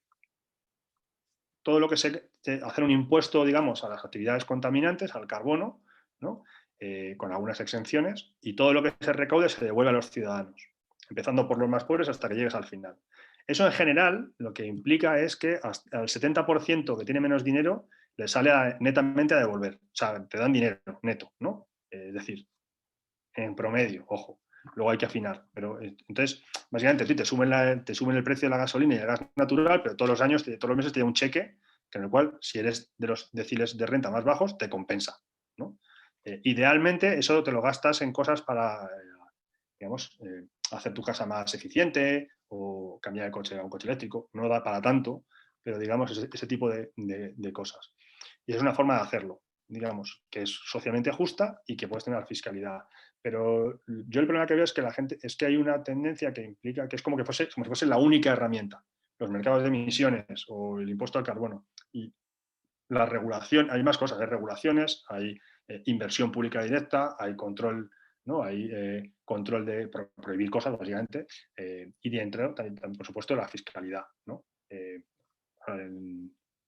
una herramienta más. Pero sí es cierto, y eso es el tema que digo siempre, de transición ecológica a ver, pero que sea justa o no justa, es lo que está en disputa, que tú puedes poner unos impuestos verdes y que perjudique mucho más a la gente con menos renta, a la gente más humilde, que a los más ricos, en términos, digamos, proporcionales, ¿no? O sea, el más rico, como contamina más, siempre va a pagar más dinero. Eso no significa que le afecte más. No sé si me explico. Ojo, los impuestos verdes no tienen por qué ser la manera, digamos. Esa es otra confusión que hay en el libro tratamos. Los impuestos, la fiscalidad verde no tiene por qué ser un método de recaudación. O sea, esta idea de que todo lo que vayamos a hacer en transición ecológica lo vamos a financiar con impuestos a la contaminación. No. O sea, yo no estoy a favor de eso. Lo que hay que hacer en transición ecológica es financiar con impuestos. Unos en la contaminación y otros a los más ricos. Pero no tiene por qué ser lo verde que lo pague lo verde. Eso no tiene ningún sentido ni económico, ningún tipo. Es una cosa que a veces se cae y no. O sea, es decir, tú pones un impuesto a la riqueza y eso lo dedicas a poner, a hacer más eficaces, más eficientes los edificios más antiguos, que son los que más contaminan. O sea, los que más contaminan, los que más energía consumen y por tanto los que más dinero te gastas, ¿no? Pero no tiene por qué venir de que lo pague el otro que contamina, lo puede pagar alguien que tiene mucho dinero.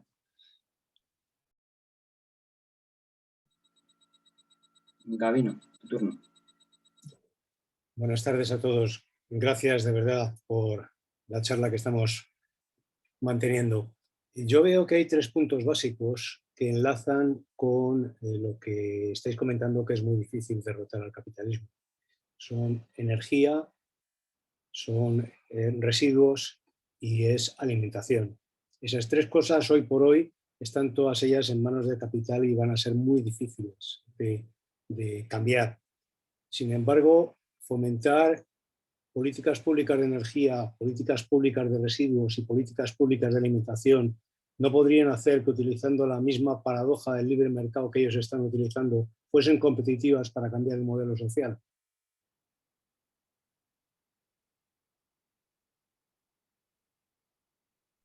Dices que las alternativas verdes sean más baratas, más competitivas que las que contaminan.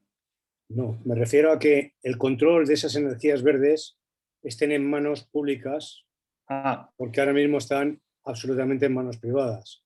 Que la gestión de recursos, de residuos, que está absolutamente siendo una fuente de beneficios por parte de todas las empresas, industrias capitalistas, estén en manos públicas.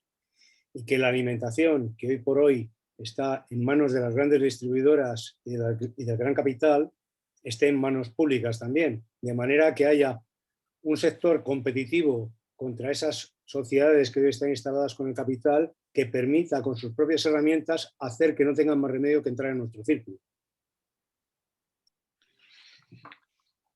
Es una alternativa y probablemente sea una herramienta necesaria en según qué sectores, ¿no? O sea, yo no sé si, por ejemplo, en el campo de la energía, tener una empresa pública,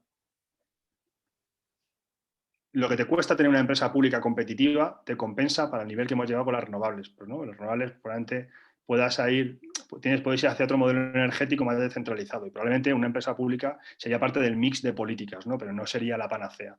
Yo creo que depende mucho de cada sector, ¿no?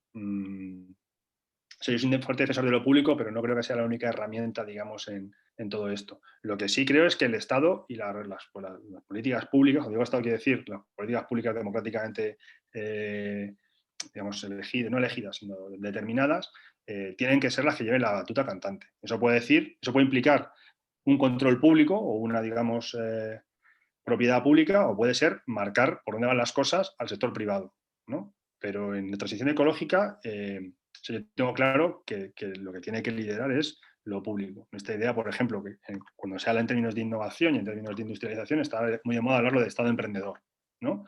Que simplemente significa que es el Estado, porque es el mecanismo más democrático que tenemos, mucho más que el mercado, determina hacia dónde queremos ir, ¿no? Tú dices, el ejemplo clásico que se pone es, queremos ir a la Luna, ¿no? Lo dice, queremos ir, bueno, Kennedy, y tal. Entonces, al poner eso como objetivo, digamos, pones a toda la sociedad en una dirección, en este caso ir a la Luna, y en 10 años llegas. Eso, podríamos decir, mira, tenemos que acabar con el cambio climático, y esto es lo que vamos a hacer. Y eso, en esa cosa habrá empresas públicas, y habrá empresas privadas, y habrá empresas grandes, y habrá empresas pequeñas. Digo ahora, no digo que sería el objetivo el óptimo, ¿no? O sea, lo mejor. Pero tal y como estamos las cosas, si empezamos a hacerlo así, pues es que las empresas privadas sean parte del mix. Es que muchas cosas que grandes privadas sean parte del mix. Es que hay cosas que probablemente a día de hoy solo pueden hacer grandes empresas. Y si las grandes empresas son privadas, ¿no? En el tiempo que necesitamos para conseguir esas cosas, ¿no? Yo me acuerdo una vez que hablaba con un colega y entonces decía, no, hay que hacer más metros y hay que hacer más transporte público. Digo, ¿y quién va a hacer un metro, tío? O sea, ¿quién tiene capacidad ahora de hacer de aquí a 5 años una obra de metro gigantesca? El Estado no la tiene, desgraciadamente, ¿eh? Entonces, ¿tenemos que tener una empresa pública que haga eso? Pues seguramente sí, pero mientras tanto, ¿qué hacemos? Porque eso implica expertise, contratar gente, no sé qué, etcétera, etcétera, ¿no? Y eso es una contradicción terrible, en realidad. O sea, que es como el neoliberalismo y el capitalismo generan las condiciones para que tú dependas de él, que es un poco lo que pasa a los chalecos amarillos, ¿no? Lo que pasa a los chalecos amarillos es que la gente se hace dependiente del coche, pero a un nivel que tú, si luego te cargas el coche, al que fastidias a la gente, ¿no? Entonces, y esa transición implica muchas cesiones, a veces mejores y a veces peores, pero, o sea, se genera, ¿no? Así mismo, como por ejemplo las nucleares. Tú la nuclear no la puedes abandonar ahí y ya está.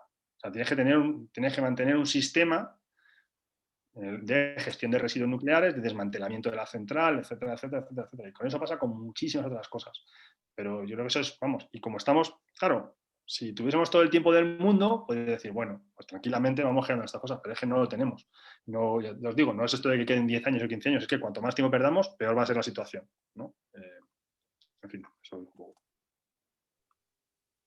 Vale, vamos con José Carlos.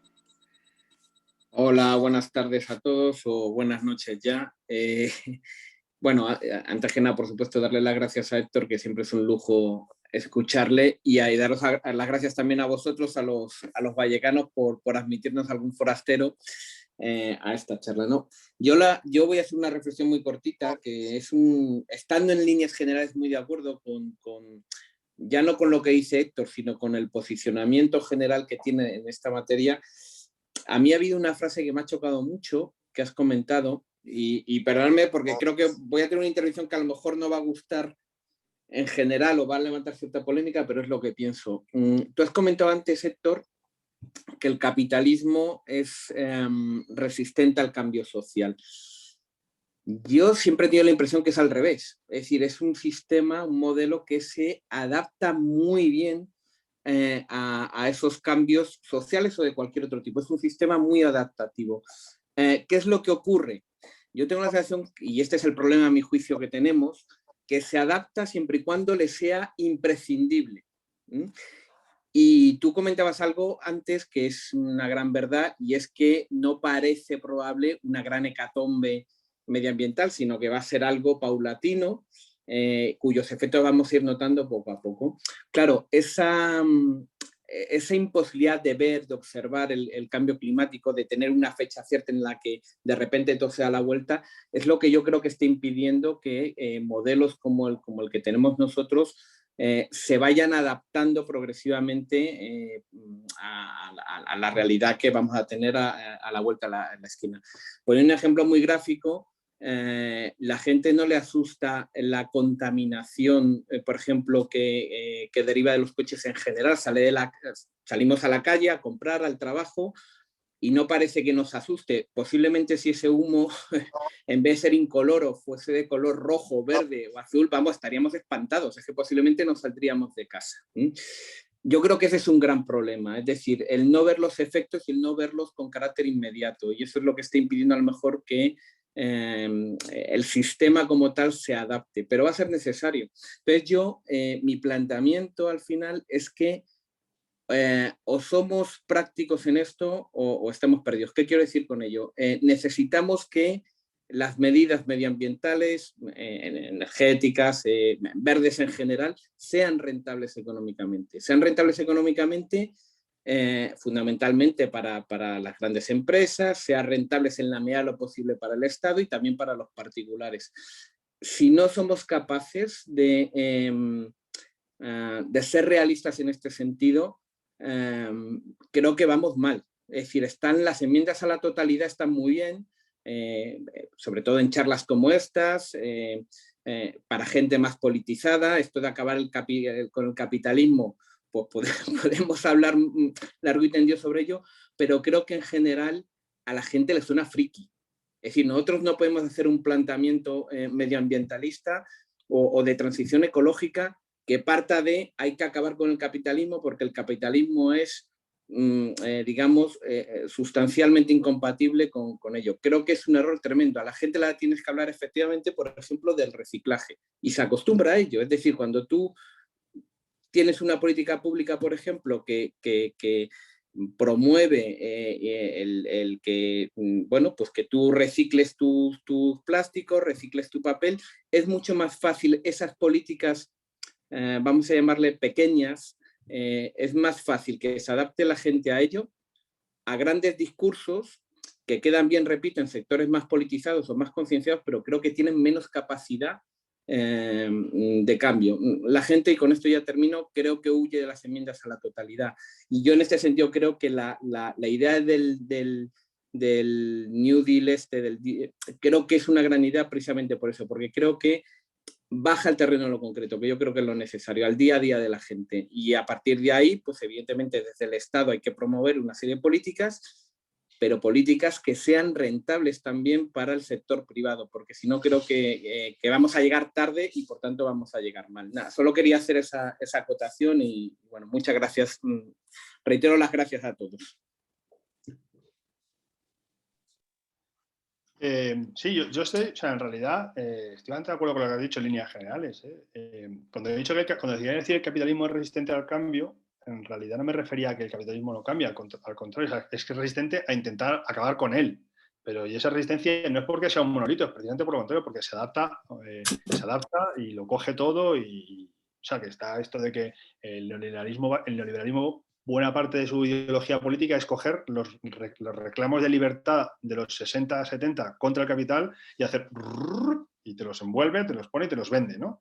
O sea, que yo creo que es el gran, digamos, y de hecho es como una de sus grandes armas, y de hecho es probablemente no es que no sea resistente al cambio, es que es el gran, vamos, o sea, genera cambio permanentemente y a una velocidad que es demasiado. De hecho, esta frase famosa de Alba Rico, ¿no? De que hay que ser revolucionarios en lo político, ¿cómo es? Revolucionarios en lo político, revolucionarios en lo económico, no sé qué, luego de tal, y conservadores en lo humano, ¿no? O sea, que hay un momento en que en realidad estábamos cambiando cosas que no debería cambiar, por ejemplo, el planeta, ¿no? O sea, por ese lado igual me explico mal, pero sí, en eso estoy de acuerdo. En el tema de lo de observar o tener fechas concretas, y eso es uno de los grandes límites, sí y no. O sea, creo que lo de las fechas concretas en realidad tiene un arma de doble filo. Es una cosa que solemos utilizar, como que la gente tiende a utilizar mucho, como pensando que tiene una capacidad muy movilizadora. Yo creo que tiene menos, como decir, se acaba el mundo en 3 años, o si no hacemos esto, tal. Yo creo que eso no motiva especialmente. Creo que el capitalismo el cambio climático sí que está ganando porque se observa cada vez más sus consecuencias y sobre todo porque se observan en un marco en el que esas consecuencias son rápidamente identificadas como una consecuencia del cambio climático, ¿no? Lo sean o no, porque a veces llueve un día y la gente dice el cambio climático. Igual no es, ¿no? O sea, generalmente tiende a ser, porque los fenómenos extremos cada vez hay más y están asociados al cambio climático. Pero a veces es como, bueno, igual sí, igual no. O sea, huracanes ha habido siempre, ahora son más fuertes, ahora hay más comunes, no sé qué, ¿no? Pero ojo, porque no con eso simplemente no no vale. Justo estaba pensando, esta mañana estaban comentando por Twitter que se cumple hoy un año de cuando Lorenzo Milá dijo aquello de el coronavirus es una gripe, ¿no? Y ya todo el mundo como, fíjate, no sé qué tal. Bueno, yo recuerdo, estaba en la tele, veía las cosas de Italia, que estaban muriendo ya la gente y están tomando medidas, y aquí en España, bueno, pues había gente más o menos preocupada y otros que era como, bueno, pues igual no llega. Y es como no va a llegar? Si está en Italia, o sea, que lo piensas orejo, pero vamos a ver, si está ahí, ¿no? Entonces, incluso la evidencia de las cosas que van mal no siempre motiva a la gente a cambiar. Es un poco lo que decía antes con el tabaco, ¿no? El saber que te va a pasar algo no implica que tú dejes de hacerlo. O sea, que eso, claro, porque la izquierda en general tenemos una tendencia a pensar que funcionamos racionalmente y eso no siempre, vamos, la gente cada vez está claro que no funciona racionalmente. O sea, y la ciencia económica ya trabaja con ese supuesto de que no somos, ojo, la ciencia económica no los modelos, sino cuando la gente te quiere vender cosas, eso sí saben que no somos racionales, ¿no? No te dice que algo sea mejor porque es más eficaz, te asocia a que vas a ser más guapo, más listo, una sensación, ¿no? Y de hecho, por eso, muchas veces las mejores políticas climáticas se toman bajo excusas que no son climáticas. Madrid Central es una cosa que es buena para el medio ambiente, pero la gente no está a favor de Madrid Central porque sea buena para el medio ambiente. Está a favor porque es buena para la salud. Entonces, a mí no me importa que la gente esté a favor por una cosa u otra, me importa que se tome la medida. Entonces, hay veces en las que, por ejemplo, la gente puede dejar de comer carne, que es bueno para el medio ambiente, porque quiere estar más sana o porque éticamente no quiere que se maten animales. El motivo, para mí, en eso soy muy pragmático, el motivo que mejor funcione, con ese hay que tirar, ¿no? Y lo último que decías, la parte de las dos partes, tanto lo de la rentabilidad en términos económicos y no económicos y lo de la enmienda de totalidad. Y la enmienda de totalidad estoy de acuerdo. Yo creo que decir, si hay gente que se piensa que esto en el libro lo comentamos, gente que se piensa que por decir una cosa es como una varita mágica, ¿no? Como decir, hay que acabar con el capitalismo, como que eso tiene algún efecto político. O decir la verdad, ¿no? Como decir muchas veces que las multinacionales son muy malas, o decir muchas veces que el cambio climático es muy malo, eso tiene algún efecto político. Y no tiene mucho. Decir la verdad en política, desgraciadamente, no tiene mucho efecto. Pero vamos, en política de la vida, es lo que está en el otro del tabaco. O sea, la gente sabe que fuma y se muere y sigue fumando. Sabe que fumar mata y sigue fumando. Es igual. Y tú le dices a la gente, te vas a morir. Y la gente, me da igual, como sigue fumando, ¿no? A veces que gente cambia, pero muchas están. Y el otro pasa igual. Entonces, decir permanentemente que el responsable del cambio climático es el capitalismo y que hay que acabar con el capitalismo para solucionarlo, puede tener cero efectos sobre la capacidad política de acabar con el capitalismo y con el cambio climático. Entonces, y a veces tienes que ir por otros lados. Ojo, eso y lo que te decía de las pequeñas cosas, tienes riesgo de que con pequeñas cosas no salimos. O sea, con reciclar, con cambiar las bombillas, con esas típicas cosas que se decían hace 20 años, allá nunca estuvimos a tiempo, pero desde luego eso no es suficiente. Hace falta transformaciones profundas de la realidad social. Eso no tiene por qué ser una enmienda de totalidad, pero tiene que asumir que hace falta un cambio social profundo. Que a veces los cambios sociales más profundos son cambios sociales inconscientes, o sea, que son pequeñas cosas que se van de madre, ¿no? O sea, que decir, no sé, no hubo, la introducción del motor de combustión no fue una decisión racional tomada a la vez, ¿no? O sea, que es un cambio que eso arrasa con todo y muchas cosas que van a pasar tanto política como técnicamente que serán parecidas a la transición ecológica. Acabo con lo de ser rentable. Es verdad, y yo creo que en el mundo capitalista, muchas de las energías de las alternativas sostenibles ya son más baratas que el otro. Pero ojo, porque muchas de las cosas que son baratas es porque externalizan los costes. Es decir, claro, la aviación es barata porque no pagan impuestos al queroseno, porque tiene el IVA reducido de los billetes y porque todo el coste que tiene, no. O sea, que es como, al final, la economía, el capitalismo, me va igual hablar de capitalismo porque no me parece que sea tal, pero muchas de las cosas que hace es externalizar costes pues, a las mujeres, ¿no? Todos los cuidados es como, claro, que es barato porque lo hace otra persona a la cual no le estás pagando por hacer este trabajo, ¿no? O qué sé yo, lo externalizas a los países, ¿no? Durante el colonialismo, pues era la externalización de los costes salariales, otro tipo de costes, se externalizaban a otros países que estabas arrasando y quitándoles sus materias primas. O en el cambio climático, claro. Hostia, qué barata sale esta camisa fabricada en Bangladesh. Es que es imposible, o sea, quiero decir, es imposible competir con una camiseta que fabrica un niño en Bangladesh. Pues claro, ahí está el niño que no le pagas, el combustible que está demasiado barato y la contaminación que no pagas, etcétera, etcétera, ¿no? Entonces, claro, producir algo, o bien subes los precios allí, ¿no? Hablando de salarios, regulaciones, la seguridad, el precio del combustible, etcétera, etcétera, o bien no puedes competir con eso. O sea, lo justo no siempre puede competir con lo injusto económicamente, ¿no? Con lo cual, no es solo una cuestión de precio, también de regulación internacional, etcétera, con lo cual hace más complicado. Por eso digo que, claro, tú puedes introducir lo verde mediante sistemas de mercado y tal, pero o sea, para que eso sea posible tienes que tener mucha regulación y mucha política que no es digamos, inmediata de mercado. A veces pues, ha llegado el momento en que las renovables ya son más baratas, ¿no? Pero durante mucho tiempo no fue así y tienes que poner dinero porque el petróleo no paga, o sea, el petróleo no paga los costes que genera después destruyendo el planeta, ¿no? No sé cuántos turnos de palabra hay, pero la gente se está yendo, o sea que... Pues queda... Iba a intervenir yo y luego José Luis, pero vamos, como veáis. Vamos, si queréis vamos cerrando un poco también, o un par más. Vale, pues bueno, yo te hago dos muy concretas, una igual ya la hemos respondido y la desarrolláis en el libro. Hay efectos como muy palpables del cambio climático, ¿no? Los huracanes, las lluvias torrenciales, las olas de calor. Son cosas como muy de sentido común, pero que hay determinados lobbies que empujan para desmentirla. Y era, pues si nos podías poner algún ejemplo de presión que ejerzan estos agentes para desmentirlo.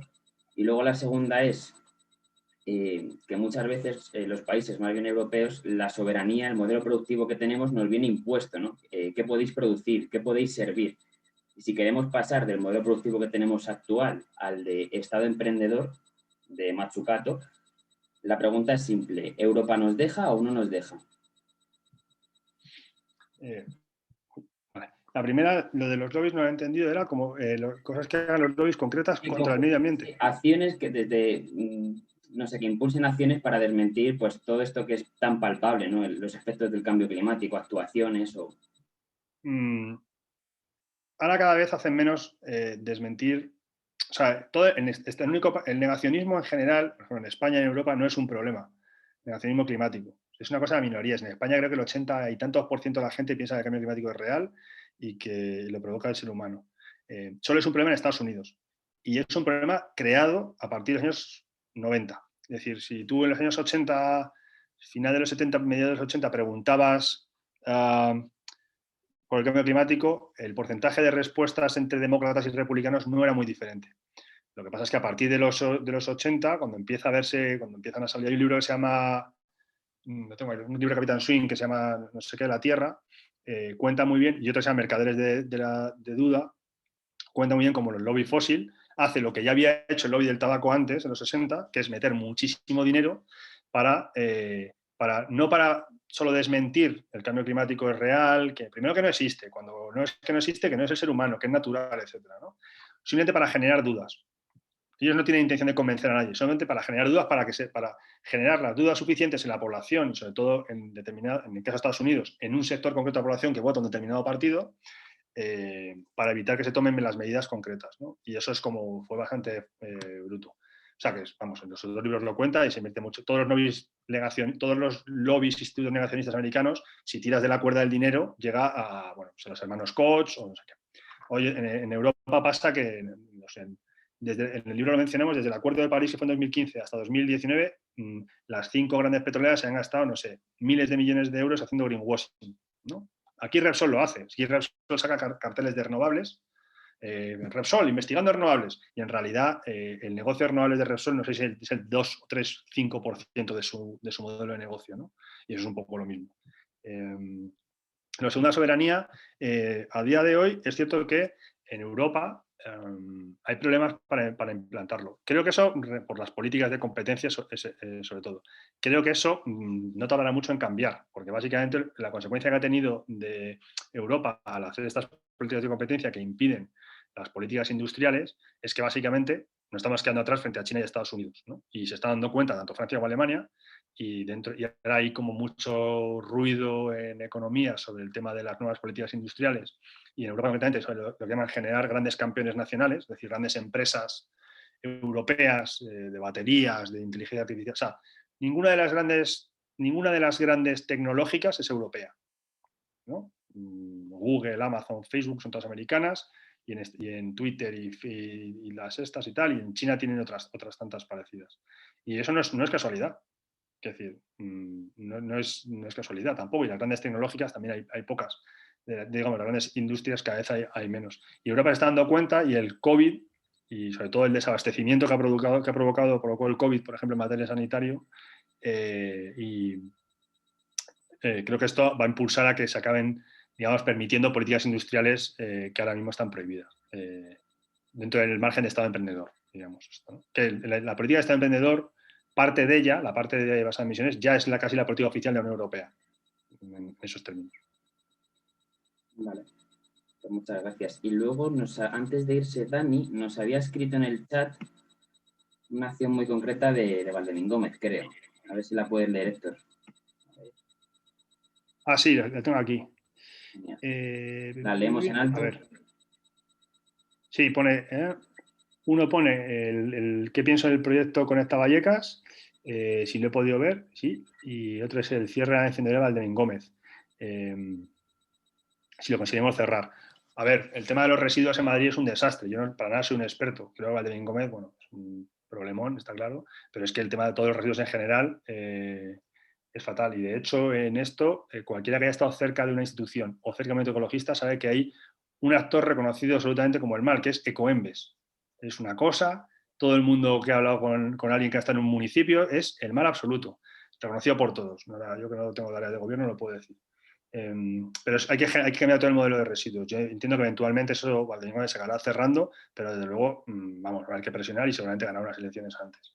Y el tema de Conecta Vallecas a mí me mola un montón. O sea, quiero decir, me parece una cosa, o sea, que es como de sentido común, ¿no? O sea, que más zonas verdes y cambiar la movilidad y quitar esto que es una barrera, digamos, arquitectónica, pero que se convierte en barrera social permanente para este barrio, pues vamos, ¿qué voy a decir? Claro, o sea, vamos. Y es que creo que es el penúltimo que queda en la ciudad, me parece. Último, después del de Joaquín Costa, creo.